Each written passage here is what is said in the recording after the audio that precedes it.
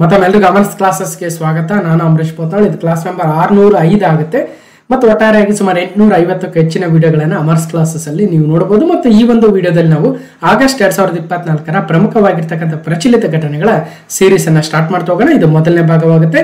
So August 2024 part 1 important current affairs ನೋಡಬಹುದು ಏನೇನಿದಾವೆ. As usual ಸುಮಾರು 15 ಪ್ರಮುಖ ಪ್ರಚಲಿತ ಘಟನೆಗಳನ್ನ ನಾವು ಈ ವಿಡಿಯೋದಲ್ಲಿ ನೋಡ್ತಾ ಹೋಗೋಣ. ಓಕೆ, ನಿಮ್ಮ ಮುಂದಿನ ಎಲ್ಲಾ ಪರೀಕ್ಷೆಗಳಿಗೂ ಅನುಕೂಲ ಆಗ್ತಕ್ಕಂಥ ಸಾಕಷ್ಟು ವಿಡಿಯೋಸ್ ಇದಾವೆ. ಎಲ್ಲವೂ ಕೂಡ ನೋಡಿ ನಿಮ್ಮ ಜ್ಞಾನವನ್ನು ಹೆಚ್ಚಿಸ್ಕೊಳ್ಳಿ. ಜೊತೆಗೆ ನಮ್ಮ ಅಮರ್ಸ್ ಕ್ಲಾಸಸ್ಗೂ ಕೂಡ ಜಾಯ್ನ್ ಆಗಿ ಬೆಂಬಲವನ್ನು ವ್ಯಕ್ತಪಡಿಸಿ ಅಂತ ಹೇಳ್ತಾ, ಸೊ ಇದು ಆಗಸ್ಟ್ 2024 ಪ್ರಮುಖ ಪ್ರಚಲಿತ ಘಟನೆಗಳ ಮೊದಲನೇ ಭಾಗ. ನಾನು ಅಂಬರೀಶ್ ಪೋತಾಳ್. ಅಮರ್ಸ್ ಕ್ಲಾಸಸ್ ಅಂತಕ್ಕಂಥ ಯೂಟ್ಯೂಬ್ ಚಾನಲ್ ಇದೆ, ಜೊತೆಗೆ ಅದೇ ಹೆಸರಲ್ಲಿ ಟೆಲಿಗ್ರಾಮ್ ಚಾನಲ್ ಕೂಡ ಇದೆ. ಸೊ ಎಲ್ಲ ಸಾಕಷ್ಟು ವಿಡಿಯೋಸ್ ಕೂಡ ಬರ್ತಾ ಇದ್ದಾವೆ ನೋಡಿ.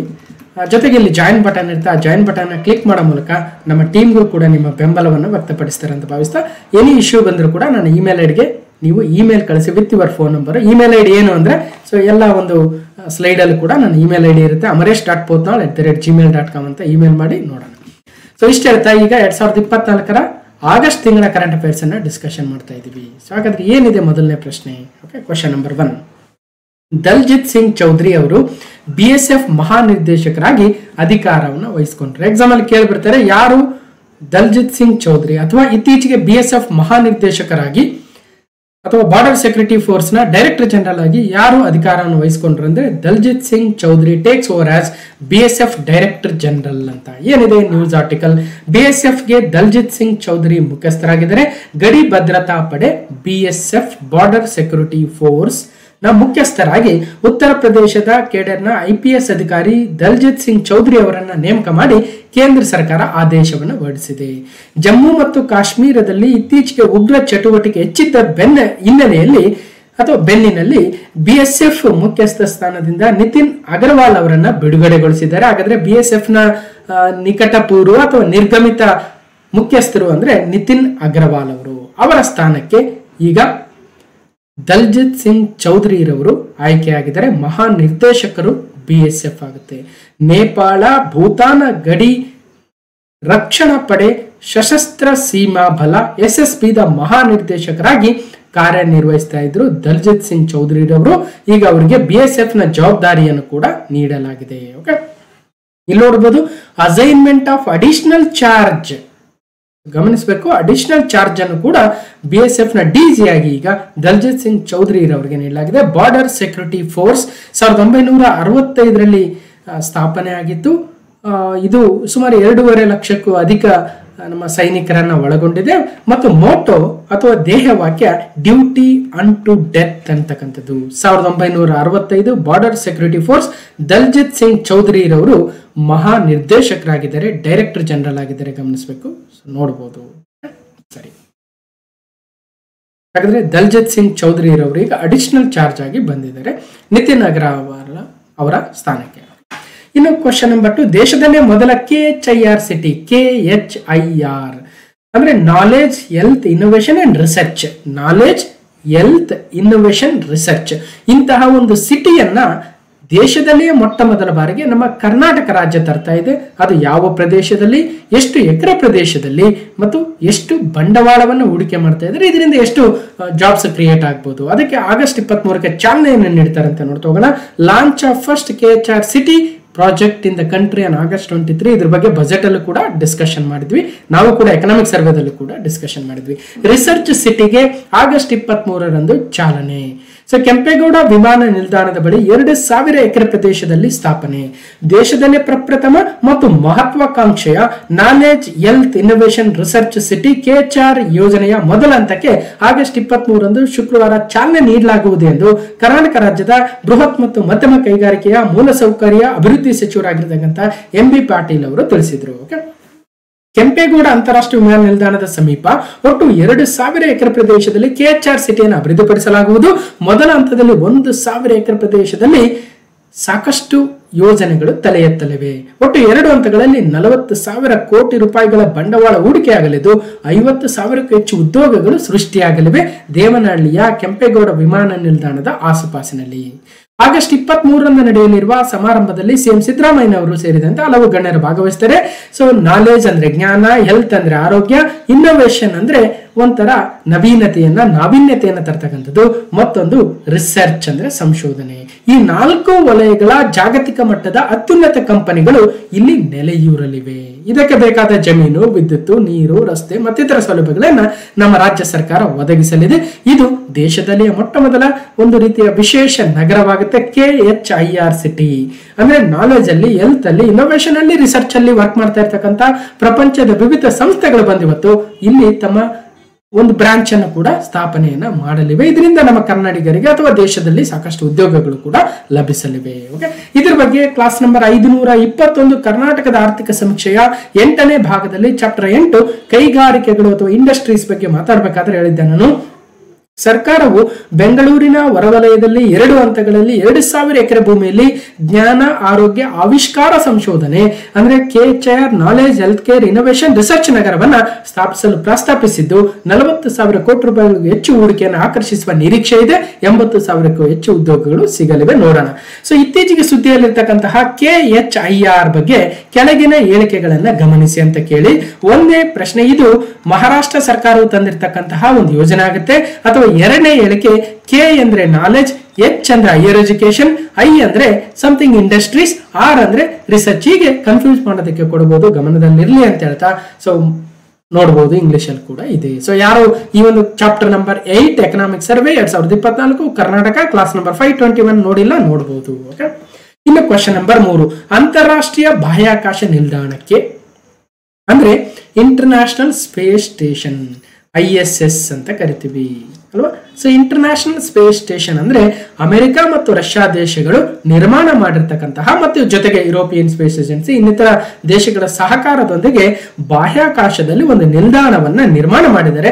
ಅದನ್ನು ಇಂಟರ್ನ್ಯಾಷನಲ್ ಸ್ಪೇಸ್ ಸ್ಟೇಷನ್ ಅಂತ ಕರಿತೀವಿ. ಇವತ್ತು ಸುನೀತಾ ವಿಲಿಯಮ್ಸ್ ಅವರು ಕೂಡ ಹೋಗಿರ್ತಕ್ಕಂಥದ್ದು ಇದೇ ISSಗೆ. ಅವರ ಆರೋಗ್ಯ ಹದಗೆಟ್ಟಿದಂತಕ್ಕಂಥ ಸುದ್ದಿ ಬರ್ತಾ ಇದೆ. ಅವರು ಬೇಗನೆ ಗುಣಮುಖಾಗಿ ಮತ್ತೆ ನಮ್ಮ ಭೂಮಿಗೆ ಬರಲಿ ಅಂತಕ್ಕಂಥ ಒಂದು ನಾವು ಆರೈಕೆಯನ್ನು ಕೂಡ ಮಾಡೋಣ. ಸೊ ಜೊತೆಗೆ ಇಲ್ಲಿ ಗಮನಿಸಬೇಕಾಗಿರ್ತಕ್ಕಂಥದ್ದು, ಇಂಟರ್ನ್ಯಾಷನಲ್ ಸ್ಪೇಸ್ ಸ್ಟೇಷನ್ಗೆ ಹೋಗೋದಕ್ಕೆ ನಾಸಾ ಅಂದ್ರೆ ಅಮೆರಿಕ ಆಕ್ಸಿಯಂ 4 ಎನ್ನುವ ಅಥವಾ ಆಕ್ಸಿಯಂ ಎನ್ನುವ ಕಂಪನಿ ಜೊತೆ ಒಪ್ಪಂದವನ್ನು ಮಾಡಿಕೊಂಡು ಆಕ್ಸಿಯಂ 4 ಮಿಷನ್ ಅನ್ನ ತರ್ತಾ ಇದೆ. ಅದಕ್ಕೆ ಭಾರತದ 2 ಸಿಬ್ಬಂದಿಯನ್ನು ಕೂಡ ಆಯ್ಕೆ ಮಾಡಿಕೊಂಡಿದ್ದಾರೆ. ಭಾರತವು ಕೂಡ ಗಗನಯಾನ ಎನ್ನುವ ಮಾನವ ಸಹಿತ ಯಾನವನ್ನು ಮಾಡುವ ದೊಡ್ಡ ಯೋಜನೆಯನ್ನು ಹಾಕೊಂಡಿದೆ. ಅದಕ್ಕೆ ಪೂರ್ವಭಾವಿಯಾಗಿ ಈಗ ಆಲ್ರೆಡಿ ನಮ್ಮ 4 ಗಗನಯಾನಿಗಳು ರಷ್ಯಾದಲ್ಲಿ ಸುಮಾರು 2 ವರ್ಷಗಳ ಕಾಲ ಟ್ರೈನಿಂಗ್ ಅನ್ನು ತೆಗೆದುಕೊಂಡು ಬಂದು ಮತ್ತೆ ಈಗ ರಿಗರಸ್ ಆಗಿರ್ತಕ್ಕಂಥ ಟ್ರೈನಿಂಗ್ ನ ನಮ್ಮ ದೇಶದಲ್ಲಿ ತೆಗೆದುಕೊಳ್ತಾ ಇದ್ದಾರೆ. ಅದರಲ್ಲಿ 2 ಸೆಲೆಕ್ಟ್ ಮಾಡಿ ಈಗ ನಾಸಾ ನಡೆಸುವ ಅಂತಾರಾಷ್ಟ್ರೀಯ ಬಾಹ್ಯಾಕಾಶ ನಿಲ್ದಾಣದ ಮತ್ತೊಂದು ಯೋಜನೆ ಆಕ್ಸಿಯಂ 4 ಮಿಷನ್ಗೆ ಭಾರತದಿಂದ 2 ಸೆಲೆಕ್ಟ್ ಆಗಿದ್ದಾರೆ ಔಟ್ ಆಫ್ 4. ಅವ್ರು ಯಾರು, ಏನು ವಿಶೇಷ ನೋಡ್ತಾ ಹೋಗೋಣ. India selects 2 crew members for Axiom 4 mission to international space station. ಇಲ್ಲಿ ಆಗ್ತಕ್ಕಂಥ ಅನುಭವದಿಂದ ಭಾರತದ ಗಗನಯಾನ ಯೋಜನೆಗೆ ಸಾಕಷ್ಟು ಸಹಕಾರಿಯಾಗುತ್ತೆ ಅನ್ನೋ ಉದ್ದೇಶವನ್ನು ಭಾರತ ಇಟ್ಕೊಂಡಿದೆ. ಓಕೆ, ನೋಡೋಣ. ಅಮೆರಿಕ ಕಂಪನಿ ಆಕ್ಸಿಯಂ, ಇಸ್ರೋ ನಡುವೆ ಒಪ್ಪಂದ, ಸಚಿವ ಜಿತೇಂದ್ರ ಸಿಂಗ್. ಬಾಹ್ಯಾಕಾಶ ನಿಲ್ದಾಣಕ್ಕೆ ಭಾರತದ ಯಾನಿಗಳು. ಭಾರತದ ಮಹತ್ವಾಕಾಂಕ್ಷೆಯ ಮಾನವ ಸಹಿತ ಗಗನಯಾನಕ್ಕೆ ಆಯ್ಕೆಯಾಗಿ ತರಬೇತಿ ಪಡೆಯುತ್ತಿರುವ 4 ಪೈಕಿ ಒಬ್ಬ ಗಗನಯಾತ್ರಿ ನಾಸಾ ಸಹಯೋಗದಲ್ಲಿ ಅಂತಾರಾಷ್ಟ್ರೀಯ ಬಾಹ್ಯಾಕಾಶ ನಿಲ್ದಾಣಕ್ಕೆ ISSಗೆ ಪಯಣವನ್ನ ಮಾಡಲಿದ್ದಾರೆ. ಓಕೆ, ISS ಯಾರ್ದು ಅಂತ ಹೇಳಿದೆ ನಾನು, ಅಮೆರಿಕ, ರಷ್ಯಾ, ಇನ್ನಿತರ ದೇಶಗಳದು. ಅದೇ ಟಿಯಾಂಗಾಂಗ್ ಅಂದ್ರೆ ಅದು ಚೀನಾದ ಸಪರೇಟ್ ತಮ್ಮದೇ ಆಗಿರ್ತಕ್ಕಂಥ ಒಂದು ಸ್ಪೇಸ್ ಸ್ಟೇಷನ್ ಆಗುತ್ತೆ. ಅದೇ ರೀತಿಯಾಗಿ BSS ಭಾರತೀಯ ಅಂತರಿಕ್ಷ ಏನಂತೀವಿ ಭಾರತ್ ಸ್ಪೇಸ್ ಸ್ಟೇಷನ್ ಅಂತ ತರಬೇಕು ಅನ್ನೋ ಉದ್ದೇಶ 2040 ವೇಳೆಗೆ 35 ವೇಳೆಗೆ ಅನ್ಕೊಂಡಿದ್ದಾರೆ. ನೋಡೋಣ, ನೆನಪಿಲ್ಲ. ಓಕೆ, ಹೀಗೆ ಅಂತಾರಾಷ್ಟ್ರೀಯ ಬಾಹ್ಯಾಕಾಶ ನಿಲ್ದಾಣಕ್ಕೆ ಯಾನ ಕೈಗೊಳ್ಳುವ ಈ ಜಂಟಿ ಯೋಜನೆಗಾಗಿ ಅಮೆರಿಕ ಬಾಹ್ಯಾಕಾಶ ಸಂಸ್ಥೆ ನಾಸಾ ಮತ್ತು ಆಕ್ಸಿಯಂ ಸ್ಪೇಸ್ ಎಂಬ ಖಾಸಗಿ ಕಂಪನಿಯನ್ನ ಆಯ್ಕೆ ಮಾಡಿದೆ. ಈ ಕಂಪನಿಯೊಂದಿಗೆ ಇಸ್ರೋ ಕೂಡ ಒಪ್ಪಂದವನ್ನು ಮಾಡಿಕೊಂಡಿದೆ ಎಂದು ಕೇಂದ್ರ ಸಚಿವ ಜಿತೇಂದ್ರ ಸಿಂಗ್ ಅವರು, ವಿಜ್ಞಾನ ಮತ್ತು ತಂತ್ರಜ್ಞಾನ ಸಚಿವರು ಲೋಕಸಭೆಯಲ್ಲಿ ಮಾಹಿತಿಯನ್ನು ಕೊಟ್ಟಿದ್ದಾರೆ. ISSಗೆ ಭಾರತೀಯ ಗಗನಯಾನಿಯನ್ನು ಕಳುಹಿಸುವ ಕುರಿತು ಕಳೆದ ವರ್ಷ ಅಮೆರಿಕಕ್ಕೆ ಭೇಟಿ ನೀಡಿದ ವೇಳೆ ಪ್ರಧಾನಿ ನರೇಂದ್ರ ಮೋದಿ ಅವರು ಚರ್ಚಿಸಿದ್ರು. 2024ರಲ್ಲಿ ಭಾರತೀಯ ಗಗನಯಾನಿಯನ್ನ ISS ಗೆ ಕಳಿಸುವುದಾಗಿ ಜೋ ಬಿಡೆನ್ ಅವರು ಕೂಡ ಘೋಷಿಸಿದ್ರು ಅಂತ ಸಿಂಗ್ ಅವರು ಈ ಸಂದರ್ಭದಲ್ಲಿ ತಿಳಿಸಿದ್ರು. ಹಾಗಾದ್ರೆ ಯಾರು ಆ 4 ನಮ್ಮ ವ್ಯೋಮಯಾನಿಗಳು, ಅಂತರಿಕ್ಷಯಾನಿಗಳು ಅಥವಾ ಗಗನಯಾನಿಗಳು ಸೆಲೆಕ್ಟ್ ಆಗಿರ್ತಕ್ಕಂಥದ್ದು ಅಂದ್ರೆ, ಮೊದಲನೇದಾಗಿ ಗಗನಯಾನ ಮಿಷನ್ಗೆ 4 ವ್ಯೋಮಯಾನಿಗಳ ಹೆಸರು ಬಹಿರಂಗ ಅಂತ ಮಾತಾಡಿದ್ವಿ ಆಲ್ರೆಡಿ. ಸೊ ಒಬ್ರು ಗ್ರೂಪ್ ಕ್ಯಾಪ್ಟನ್ ಪ್ರಶಾಂತ್ ಬಾಲಕೃಷ್ಣನ್ ನಾಯರ್, ಇನ್ನೊಬ್ರು ಗ್ರೂಪ್ ಕ್ಯಾಪ್ಟನ್ ಅಜಿತ್ ಕೃಷ್ಣನ್, ಇನ್ನೊಬ್ರು ವಿಂಗ್ ಕಮಾಂಡರ್ ಶುಭಾಂಶು ಶುಕ್ಲಾ ಮತ್ತು ಗ್ರೂಪ್ ಕ್ಯಾಪ್ಟನ್ ಅಂಗದ್ ಪ್ರತಾಪ್. ಈ 4ರಲ್ಲಿ 39 ವರ್ಷದ ವಿಂಗ್ ಕಮಾಂಡರ್ ಶುಭಾಂಶು ಶುಕ್ಲಾರವರು ಒಬ್ರು, ಮತ್ತೊಬ್ರು ಗ್ರೂಪ್ ಕ್ಯಾಪ್ಟನ್ ಪ್ರಶಾಂತ್ ಬಾಲಕೃಷ್ಣನ್ ನಾಯರ್. ಇವರಿಬ್ರು ಈಗ ISS ನ ಒಂದು ಯೋಜನೆಗೆ ಸೆಲೆಕ್ಟ್ ಆಗಿದ್ದಾರೆ. ಅದರಲ್ಲಿ ಸ್ಪೆಸಿಫಿಕ್ ಆಗಿ ಶುಭಾಂಶು ಶುಕ್ಲಾರವರು ಪ್ರಯಾಣವನ್ನು ಬಳಸಲಿದ್ದಾರೆ. ಅಡಿಷನಲ್ ಸ್ಟಾಫ್ ಆಗಿ ಗ್ರೂಪ್ ಕ್ಯಾಪ್ಟನ್ ಪ್ರಶಾಂತ್ ಬಾಲಕೃಷ್ಣನ್ ನಾಯರ್ ಅವರು ಅಡಿಷನಲ್ ಸ್ಟಾಫ್ ಆಗಿ ಇರ್ತಾರೆ. ಗಮನಿಸಬೇಕು. ಆಕ್ಸಿಯಂ 4 ಅಂತಾರಾಷ್ಟ್ರೀಯ ಬಾಹ್ಯಾಕಾಶ ನಿಲ್ದಾಣಕ್ಕೆ ISS ಆಕ್ಸಿಯಂ 4 ಮಿಷನ್ಗಾಗಿ ಭಾರತವು 2 ಗಗನಯಾತ್ರಿಗಳನ್ನ ಆಯ್ಕೆ ಮಾಡಿದೆ. ಗ್ರೂಪ್ ಕ್ಯಾಪ್ಟನ್ ಶುಭಾಂಶು ಶುಕ್ಲಾ ಮುಖ್ಯ ಮಿಷನ್ ಪೈಲಟ್ ಆಗಿದ್ದು, ಗ್ರೂಪ್ ಕ್ಯಾಪ್ಟನ್ ಪ್ರಶಾಂತ್ ಬಾಲಕೃಷ್ಣ ನಾಯರ್ ಅವರು ಬ್ಯಾಕಪ್ ಪೈಲಟ್ ಆಗಿರ್ತಾರೆ, ಅಂದ್ರೆ ಅಡಿಷನಲ್ ಸ್ಟಾಫ್ ಆಗಿ ವರ್ಕ್ ಮಾಡ್ತಾರೆ.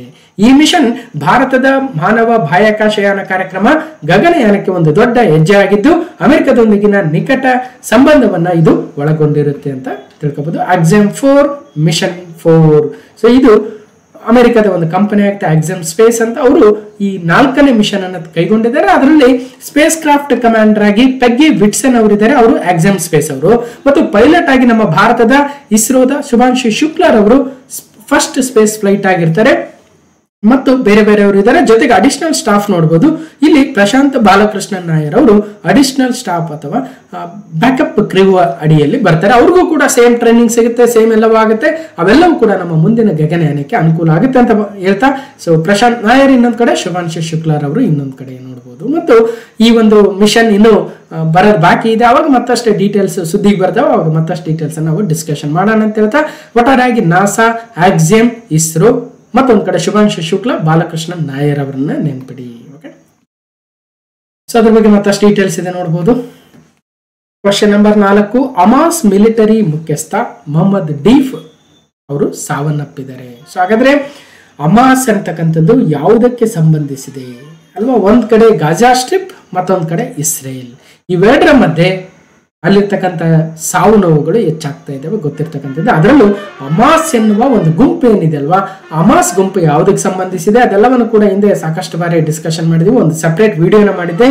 2000 ಕ್ರಿಸ್ತಪೂರ್ವ 2000 ಕ್ರಿಸ್ತ ಶಕ ಅಲ್ಲ, ಕ್ರಿಸ್ತಪೂರ್ವ 2000ದಿಂದ ಕ್ರಿಸ್ತ ಶಕ 2023ರವರೆಗೆ ಕಂಪ್ಲೀಟ್ ಆಗಿ A to Z information Israel Palestine conflict ಏನಾಯ್ತು, Israel Palestine conflict with Hamas ಅಂದ್ರೆ ಏನು, ಅದೆಲ್ಲವನ್ನು ಕೂಡ ಡಿಸ್ಕಷನ್ ಮಾಡಿದ್ವಿ. ಹಾಗಾದ್ರೆ ಏನಿದೆ, ಒಂದ್ ಕಡೆ ಇತ್ತೀಚೆಗೆ ಮೃತಪಟ್ಟ ಅಮೋಸ್ನ ಪರಮೋಚ್ಚ ನಾಯಕ ಇಸ್ಮಾಯಿಲ್ ಅನಿಯೆ. ಯಾರು? ಇಸ್ಮಾಯಿಲ್ ಅನಿಯೆ ಅಂತಕ್ಕಂಥವ್ರು ಈ ಅಮಾಸ್ ಎನ್ನುವ ಒಂದು ಗುಂಪಿನ ಪರಮೋಚ್ಚ ನಾಯಕರಾಗಿದ್ರು. ಅವರು ಇರಾನ್ನಲ್ಲಿ ಇದ್ರು. ಆ ಇರಾನ್ನಲ್ಲಿದ್ದಂತಹ ಇಸ್ಮಾಯಿಲ್ ಅನಿಯೆ ಮತ್ತು ಅವರ ಅಂಗರಕ್ಷಕರನ್ನ ಸಾಯಿಸಿದ್ರು. ಅವರ ಒಂದು ಅಂತಿಮ ನಮನ ಕೂಡ ಸಲ್ಲಿಸುವ ಕೆಲವೇ ದಿನಗಳ ನಂತರ ಮತ್ತೊಬ್ರು ಸಾವಿಗೀಡಾದ್ರು. ಅವರೇ ಅಮಾಸ್ ದಂಡನಾಯಕ ಮೊಹಮ್ಮದ್ ಡೀಫ್. ಅಮಾಸ್ ಬಂಡುಕೋರ ಪಡೆಯ ರಾಜಕೀಯ ವಿಭಾಗದ ಮುಖ್ಯಸ್ಥ ಮತ್ತು ಪರಮೋಚ್ಚ ನಾಯಕ ಎನಿಸಿದ್ದ ಇಸ್ಮಾಯಿಲ್ ಅನಿಯೆ ಅತ್ತೆ ಬೆನ್ನಿಗೆ ಅಮಾಸ್ ಸೇನಾ ಮುಖ್ಯಸ್ಥ ಮೊಹಮ್ಮದ್ ಡೀಫ್ ಸಹ ಹತನಾಗಿದ್ದಾನೆ. ಹಾಗಾದ್ರೆ ಈವನ್ ಪರಮೋಚ್ಚ ನಾಯಕ ಇಸ್ಮಾಯಿಲ್ ಅನಿಯೆ ಅವರನ್ನು ಕೂಡ ಹತ್ಯೆ ಮಾಡಿದ್ರಂತೆ.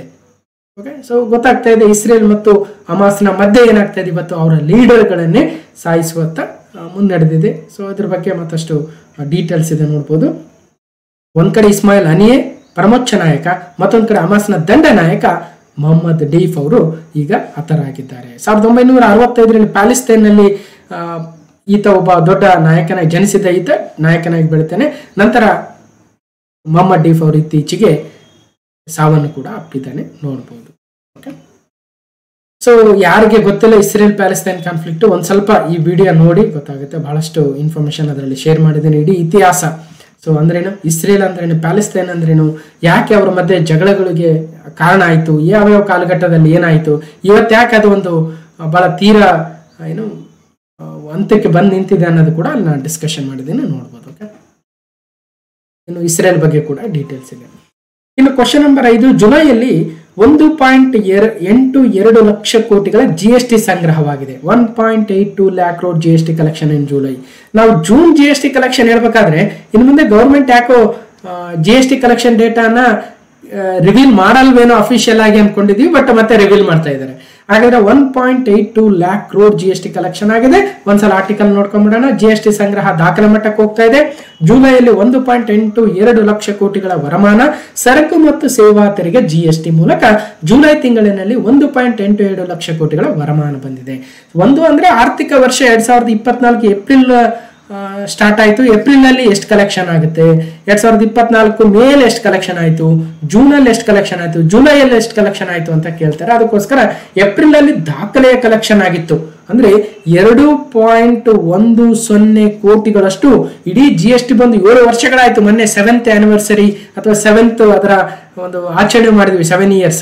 ಸೊ ಆಗ 7 years ಅಲ್ಲಿ ಟೋಟಲ್ ಕಂಪೇರ್ ಮಾಡಿದಾಗ ಅತಿ ಹೆಚ್ಚು ಅಂದ್ರೆ ಪ್ರಸಕ್ತ ವರ್ಷದ ಅಂದ್ರೆ 2024-25ನೇ ಸಾಲಿನ ಏಪ್ರಿಲ್ ನಲ್ಲಿ ವರಮಾನ ಸಂಗ್ರಹವು 2.10 ಲಕ್ಷ ಕೋಟಿ ದಾಟುವ ಮೂಲಕ ಹೊಸ ದಾಖಲೆಯನ್ನು ಬರೆದಿತ್ತು. ಕಳೆದ ವರ್ಷ ಅಂದ್ರೆ 2023 ಏಪ್ರಿಲ್ ನಲ್ಲಿ 1.87 crore ಅದೇ ಎಷ್ಟಾಗಿತ್ತು. ನೆಕ್ಸ್ಟ್ 2025 ಏಪ್ರಿಲ್ ನಲ್ಲಿ ಮತ್ತೆ ಎಷ್ಟಾಗಬಹುದು ನೋಡೋಣ. ಹೀಗೆ ಜುಲೈನಲ್ಲಿನ ದಾಖಲೆ ಸಂಗ್ರಹ ಆಗಿದೆ. ಇನ್ನು ಈ ಒಂದು ತಿಂಗಳು ಅಂದ್ರೆ ಜುಲೈಯಲ್ಲಿ ಎಷ್ಟೆಷ್ಟಾಗಿದೆ ಯಾವ್ದಾದ್ರು ಅಂದ್ರೆ GSTಯಲ್ಲಿ ಒಟ್ಟು GSTಯಲ್ಲಿ ಕೇಂದ್ರ GST ಅಂದ್ರೆ ಸೆಂಟ್ರಲ್ GST 32,386 ಕೋಟಿ, ಇನ್ನು ಸ್ಟೇಟ್ GST 40,789 ಕೋಟಿ. ನಂಬರ್ ಹೆಚ್ಚು ಕಮ್ಮಿ ಆಗುತ್ತೆ ಪರವಾಗಿಲ್ಲ. ಸಮಗ್ರ GST 96,000. ಇನ್ನು ಪರಿಹಾರ ಅಥವಾ ಸೆಸ್ ಎಷ್ಟಾಗಿದೆ 12,953. ಇನ್ನು ಮೊದಲನೇ ಸ್ಥಾನದಲ್ಲಿ ಯಾವ ರಾಜ್ಯ ಇರುತ್ತೆ ಅಂದ್ರೆ ಮಹಾರಾಷ್ಟ್ರ, ಎರಡನೇ ಸ್ಥಾನದಲ್ಲಿ ಕರ್ನಾಟಕ ಇರುತ್ತೆ. ಅದು ಕಂಟಿನ್ಯೂಸ್ ಆಗಿ ಬರ್ತಾನೆ ಇದೆ, ಅದರಲ್ಲಿ ಏನು ವ್ಯತ್ಯಾಸ ಆಗ್ತಾ ಇಲ್ಲ. ಆ ರಾಜ್ಯಗಳು ಹಾಗೆ ಮೇಂಟೈನ್ ಹಾಕೊಂಡು ಬರ್ತಾ ಇದೆ. ಒಟ್ಟಾರೆಯಾಗಿ ಥರ್ಡ್ ಹೈಯೆಸ್ಟ್ ಎವರ್ ಆಗುತ್ತೆ. ಬಿಕಾಸ್ 1.82 ಅಂದ್ರೆ ಫಸ್ಟ್ ಹೈಯೆಸ್ಟ್ ಯಾವಾಗ 2024 ಏಪ್ರಿಲ್, ಸೆಕೆಂಡ್ ಹೈಯೆಸ್ಟ್ ಯಾವಾಗ 2023 ಏಪ್ರಿಲ್, ಈಗ ಥರ್ಡ್ ಹೈಯೆಸ್ಟ್ 2024 ಜುಲೈ ಆಗುತ್ತೆ. 2024 ಏಪ್ರಿಲ್ 2.10, 1.87, 1.82 ನೆನ್ಪಿಡ್ಬೇಕು. ಓಕೆ, ಸೊ ಇಷ್ಟು ಹೇಳ್ತಾ ಇನ್ನು ಎಷ್ಟು ಕಲೆಕ್ಷನ್ ಆಗಿದೆ, ಯಾವ್ದಾವ್ದಕ್ಕೆ ಎಷ್ಟೆಷ್ಟು ಅಂತ ನೋಡ್ತಾ ಹೋಗ್ಬೋದು. 2,10,000 ಕೋಟಿ ರೂಪಾಯಿಗಳ ಕಲೆಕ್ಷನ್ ಏನಾಗುತ್ತೆ 2024 April. That is a very big and very highest collection since from the GST induction. Okay, ಇನ್ನು GST ಯಾವಾಗ ಬಂತು? 122ನೇ ಬಿಲ್ಲು, 101ನೇ ಸಂವಿಧಾನ ತಿದ್ದುಪಡಿ. 122ನೇ ಬಿಲ್ಲು, 101 ಸಂವಿಧಾನ ತಿದ್ದುಪಡಿ. ಓಕೆ, ಸೊ ಇನ್ನು 279A ಆರ್ಟಿಕಲ್ GST ಕೌನ್ಸಿಲ್ ಅಧ್ಯಕ್ಷರು ಯಾರಿರ್ತಾರೆ? ಹಣಕಾಸು ಸಚಿವರು ಇರ್ತಾರೆ. ಯಾರಿದ್ದಾರೆ? ನಿರ್ಮಲಾ ಸೀತಾರಾಮನ್. ಓಕೆ, ಇನ್ನು ಎಷ್ಟು ಟೈಪ್ ಆಫ್ GST ಇದೆ? 3. ಒಂದು ಸೆಂಟ್ರಲ್ GST, ಇನ್ನೊಂದು ಸ್ಟೇಟ್ GST, ಮತ್ತೊಂದು ಇಂಟಗ್ರೇಟೆಡ್ GST. ಸೊ ಯಾವಾಗ ಸೆಂಟ್ರಲ್ GST ಆಗ್ತಾರೆ, ಯಾವಾಗ ಸ್ಟೇಟ್ GST ಆಗ್ತಾರೆ, ಯಾವಾಗ IGST ಆಗ್ತಾರೆ ನೋಡ್ಕೊಳ್ಳಿ. ಇನ್ನು ಸ್ಲ್ಯಾಬ್ ಎಷ್ಟಿದಾವೆ? 0%, 5%, 12%, 18%, 28%. ಸೊ ಇಷ್ಟು ಒಂದಷ್ಟು ರೀಕ್ಯಾಪ್ ಆಯ್ತು. ಓಕೆ, ಅರ್ಥ ಆಯ್ತು ಅನ್ಕೊಳ್ತೇನೆ. ಇನ್ನು ಕ್ವಶನ್ ನಂಬರ್ 6, ಅಮೆರಿಕಾಗೆ ಭಾರತದ ಮುಂದಿನ ರಾಯಭಾರಿಯಾಗಿ ಯಾರು ನೇಮಕಗೊಂಡಿದ್ದಾರೆ? Who is India's next ambassador to the US ಅಂತ. ಸೊ ವಿನಯ್ ಕಾತ್ರಾ.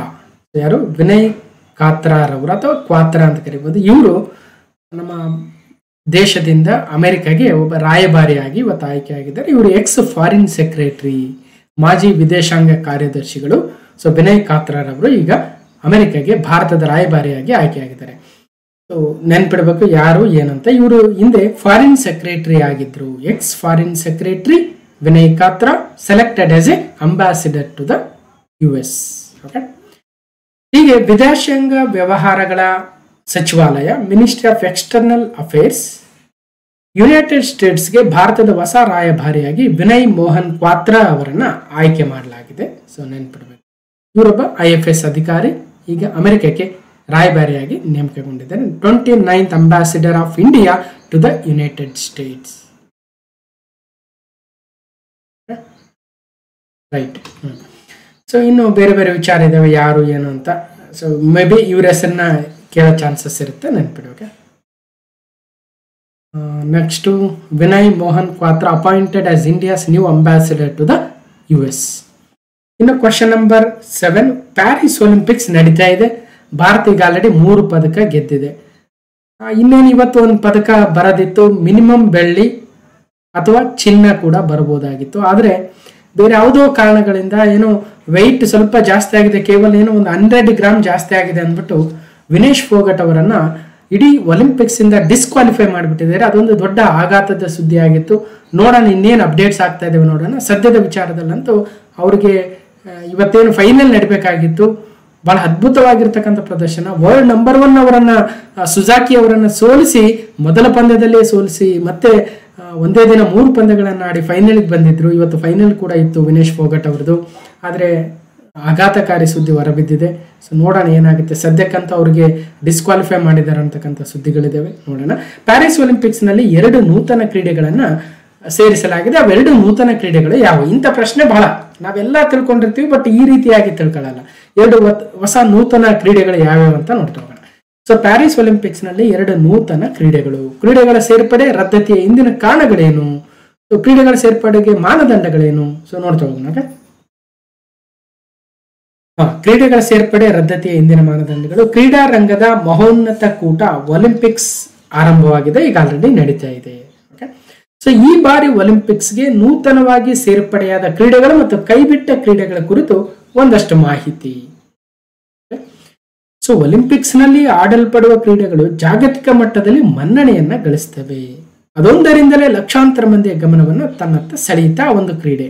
ಈಗ ನಮ್ಮ ಭಾರತದಲ್ಲಿ ಕಬಡ್ಡಿ ಬಹಳ ಫೇಮಸ್ ಇದೆ, ಅಥವಾ ಖೋಖೋ ಫೇಮಸ್ ಇದೆ, ಅಥವಾ ನಾವು ಲಗೋರಿ ಕೂಡ ಆಡ್ತೀವಿ. ಹಾಗಂತ ಲಗೋರಿ, ಖೋಖೋ, ಕಬಡ್ಡಿಗಳನ್ನ ಯಾಕೆ ಒಲಿಂಪಿಕ್ಸ್ ಅಲ್ಲಿ ಇಡಲ್ಲ ಒಂದ್ ಕಡೆ ಅಲ್ವಾ? ಸೊ ಇನ್ನೊಂದ್ ಕಡೆ ಚೆಸ್ ಇಡೀ ಪ್ರಪಂಚದಾದ್ಯಂತ ಆಡ್ತಾರೆ, ಅದನ್ನ ಯಾಕೆ ಒಲಿಂಪಿಕ್ಸ್ ಅಲ್ಲಿ ಇಟ್ಟಿಲ್ಲ ಅಲ್ವಾ? ಇವೆಲ್ಲವೂ ಕೂಡ ಕುತೂಹಲಕರ ಅಂಶಗಳು. ಒಂದು ಹೇಳ್ತಾರಲ್ಲಿ ಕ್ರೈಟೀರಿಯಾ ಇದೆ. ಫಸ್ಟ್ ಆಫ್ ಆಲ್ ಚೆಸ್ ಯಾಕೆ ಇಟ್ಟಿಲ್ಲ ಅಂದ್ರೆ, ಚೆಸ್ ಅದು ಮೆಂಟಲ್ ಗೇಮ್ ಆಗುತ್ತೆ, ಫಿಸಿಕಲ್ ಗೇಮ್ ಅಲ್ಲ. ಸೊ ಇಲ್ಲಿ ಮೇಜರ್ ಆಗಿ ಫಿಸಿಕಲ್ ಗೇಮ್ಗೆ ಹೆಚ್ಚಿನ ಪ್ರಾಧಾನ್ಯತೆಯನ್ನ ಒಲಿಂಪಿಕ್ಸ್ ಅಲ್ಲಿ ಕೊಡ್ತಾರೆ ಒಂದ್ ಭಾಗ. ಇನ್ನೊಂದು ಭಾಗ ಅಟ್ಲೀಸ್ಟ್ ಒಂದಷ್ಟು ದೇಶಗಳಲ್ಲಾದ್ರೂ, ಒಂದಷ್ಟು ಖಂಡಗಳಲ್ಲಾದ್ರೂ ಇಂತಹ ಕ್ರೀಡೆಗಳನ್ನ ಆಡ್ತಾ ಇರಬೇಕು. ನಾವು ಬರೀ ನಮ್ಮ ಭಾರತದಲ್ಲಿ ಅಷ್ಟು ಆಡ್ತೀವಿ ಖೋಖೋನ, ಇಡೀ ನೀವು ಒಲಿಂಪಿಕ್ಸ್ ಅಲ್ಲಿ ಸೇರಿಸ್ಬಿಡಿ ಅಂದ್ರೆ ಸೇರ್ಸಲ್ಲ ಅಲ್ವಾ? ಕಬಡ್ಡಿನ ಸೇರಿಸಿ ಅಂದ್ರೆ ಸೇರ್ಸಲ್ಲ. ಈ ರೀತಿಯಾಗಿರುತ್ತೆ. ಈವನ್ ಕ್ರಿಕೆಟ್ನೇ ಸೇರ್ಸಕ್ ಆಗ್ತಾ ಇಲ್ಲ ಅಲ್ವಾ? ಜುಲೈ 26ರಿಂದ ಆರಂಭಗೊಂಡಿತು. ಅದರಲ್ಲಿ 32 ಕ್ರೀಡೆಗಳಿದಾವೆ. ಆ 32 ಕ್ರೀಡೆಗಳು ವಿವಿಧ ವಿಭಾಗಗಳಿರ್ತವೆ. ಈಗ ಶೂಟಿಂಗ್ ಅಂದ್ರೆ, ಶೂಟಿಂಗ್ ಅಲ್ಲಿ ನೋಡಿ ಎಷ್ಟೆಲ್ಲ ಇದೆ. 10 ಮೀಟರ್ ಏರ್ ರೈಫಲ್ ಅಂತ ಇದೆ, 25 ಮೀಟರ್ ಏರ್ ರೈಫಲ್ ಅಂತ ಇದೆ, ಮತ್ತೆ ಏರ್ ಪಿಸ್ತೂಲ್ ಅಂತ ಇದೆ, ಮತ್ತೆ ಯಾವ್ದೋ ಸ್ಕೀಟ್ ಅಂತ ಇದೆ ಅಲ್ವಾ? ಹೀಗೆ ಬೇರೆ ಬೇರೆ ವಿವಿಧ ಇರ್ತವೆ. ಅದೇ ತರ ಬಾಕ್ಸಿಂಗ್ ಅಂತ ಬಂದಾಗ ಮತ್ತೆ ಇಷ್ಟು ಕೆಜಿ ಅಷ್ಟು ಕೆಜಿ ಅಂತ ಇರುತ್ತೆ ಅಲ್ವಾ? ಅದೇ ರೀತಿ ನಮ್ಮ ಈಗ ಕುಸ್ತಿ ತೆಗೆದುಕೊಂಡಾಗ ನೋಡಿ 50 ಕೆಜಿ. ವಿನೇಶ್ ಫೋಗಟ್ ಅವರು 50 ಕೆಜಿಯಲ್ಲಿ ಭಾಗವಹಿಸಿದ್ರು. 50 ಕೆಜಿ 100 ಗ್ರಾಮ್ ಏನೋ ಆದ್ರಂತೆ, ಅದಷ್ಟಕ್ಕೆ ಕ್ವಾಲಿಫೈ ಮಾಡಿಬಿಟ್ಟಿದ್ದಾರೆ. ಬಟ್ ಅದೇನು ರೂಲ್ಸ್ ಇದೆಯೋ ಏನು ಅಲ್ವಾ, ನಾವು ಹಾಗೆ ಹೇಳಕ್ ಬರಲ್ಲ ಒಂದ್ ಕಡೆ. ಸಾದರೂ ಕೂಡ ಬಹಳ ನೋವಿನ ಸಂಗತಿ ಅದು. ರೂಲ್ಸ್ ಏನೇ ಇರಲಿ, ಬಟ್ ನೋವಂತ ಆಯ್ತು. ಯಾಕಂದ್ರೆ ಅಷ್ಟೊಂದು ಒಳ್ಳೆ ಪರ್ಫಾರ್ಮೆನ್ಸ್ ಮಾಡಿ ಫೈನಲ್ಗೆ ಹೋಗಿ ಯಾವುದೋ ಡಿಸ್ಕ್ವಾಲಿಫಿಕೇಶನ್ ಸೋತ್ರೆ ಅದು ಬೇರೆ ವಿಚಾರ, ಪರವಾಗಿಲ್ಲ, ಬೆಳ್ಳಿ ಬರುತ್ತಾ ಪರವಾಗಿಲ್ಲ. ಬಟ್ ಆಡೋದಕ್ಕೆ ಅವಕಾಶ ಸಿಗದೆ ಇದ್ದಿದ್ದು ಬಹಳ ನೋವಿನ ಸಂಗತಿ ಆಗುತ್ತೆ ಒಂದ್ ಕಡೆ. ಹೀಗೆ ಕುಸ್ತಿಯಲ್ಲಿ 50 ಕೆಜಿ, 53 ಕೆಜಿ. ಹಿಂದೆ ವಿನೇಶ್ ಫೋಗಟ್ ಅವರು 53 ಕೆಜಿಲಿ ಭಾಗವಹಿಸ್ತಾ ಇದ್ರು.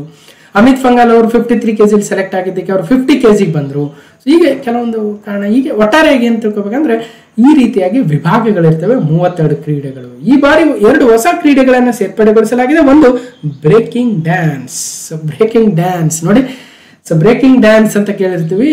ಆ ಬ್ರೇಕಿಂಗ್ ಎನ್ನುವ ಹೊಸ ಕ್ರೀಡೆ ಮತ್ತು ಕಯಾಕ್ ಕ್ರಾಸ್ ಎನ್ನುವ 2 ಹೊಸ ಕ್ರೀಡೆಗಳನ್ನ ಪ್ಯಾರಿಸ್ ಒಲಿಂಪಿಕ್ಸ್ ಅಲ್ಲಿ ನೂತನವಾಗಿ ಸೇರ್ಪಡೆಗೊಳಿಸಲಾಗಿದೆ. ಜೊತೆಗೆ ಟೋಕಿಯೋ ಒಲಿಂಪಿಕ್ಸ್ ಅಲ್ಲಿ ಪಾದಾರ್ಪಣೆಗೊಂಡಿದ್ದ skateboarding, sports climbing, surfing ಮತ್ತೆ ಪ್ಯಾರಿಸ್ ಕೂಟಕ್ಕೂ ಕೂಡ ಮರಳಿದವೆ.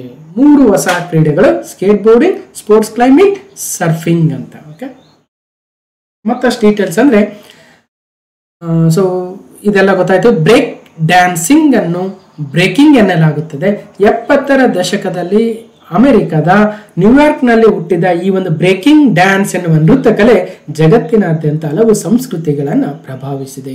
ಬ್ರೇಕ್ ಡ್ಯಾನ್ಸ್ ನೃತ್ಯ ಪ್ರಕಾರ ಅಕ್ರೋಬ್ಯಾಟ್ ಭಂಗಿಗಳು, ಒಂದೇ ಕೈ ತಲೆ ಮೇಲೆ ನಿಂತು ಸಮತೋಲನ ಕಾಯ್ದುಕೊಳ್ಳುವಿಕೆ ಸೇರಿದಂತೆ ಹಲವು ಕಸರತ್ತುಗಳನ್ನ ಒಳಗೊಂಡಿದೆ. ಹಾಗಾಗಿ ಬ್ರೇಕಿಂಗ್ ಎನ್ನುವ ನೂತನ ಕ್ರೀಡೆಯನ್ನ ಪ್ಯಾರಿಸ್ ಒಲಿಂಪಿಕ್ಸ್ 2024ರಲ್ಲಿ ಇಂಟ್ರೊಡ್ಯೂಸ್ ಮಾಡಲಾಗಿದೆ, ನೆನ್ಪಿಡ್ಬೇಕು. ಇನ್ನೊಂದು ಕಯಾಕ್ ಕ್ರಾಸ್ ಅಂತ. ರಭಸದಿಂದ ಭೋರ್ಗರೆಯುವ ನೀರಿನ ಹರಿವಿನ ಮಧ್ಯೆ ಅಡೆತಡೆಗಳನ್ನ ದಾಟಿ ಪುಟ್ಟ ದೋಣಿಯನ್ನ ಮುನ್ನಡೆಸುವುದೇ kayak cross.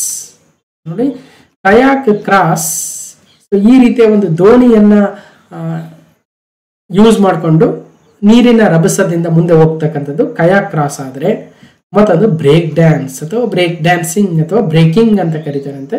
So break dancing. Okay, so ಹೀಗೆ ನೋಡಿದ್ವಿ, ರೈಟ್. ಇನ್ನು ರದ್ದಾದ ಕ್ರೀಡೆಗಳು ಯಾವ್ಯಾವ ಅಂದ್ರೆ ಪ್ಯಾರಿಸ್ ಒಲಿಂಪಿಕ್ಸ್ ನಲ್ಲಿ ಬೇಸ್ಬಾಲ್, ಸಾಫ್ಟ್ ಬಾಲ್, ಕರಾಟೆ ಈ 3 ಕ್ರೀಡೆಗಳನ್ನ ರದ್ದುಪಡಿಸಲಾಗಿದೆ. ಸೊ ನೋಡಿ, ಒಂದು ಸೇರಿಸಿರ್ತಕ್ಕಂಥದ್ದು ಬ್ರೇಕಿಂಗ್ ಡ್ಯಾನ್ಸ್ ಎಂದು ಕಯಾಕ್ ಕ್ರಾಸ್.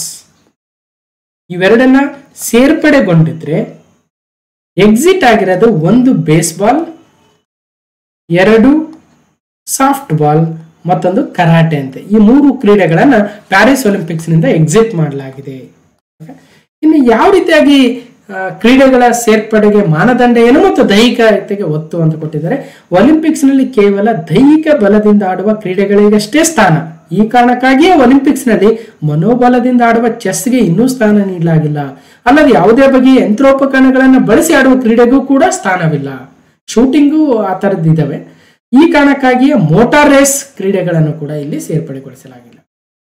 ಹಾಗಾದ್ರೆ ಸೇರ್ಪಡೆಗೊಳಿಸೋದಕ್ಕೆ ಮಾನದಂಡ ಏನು?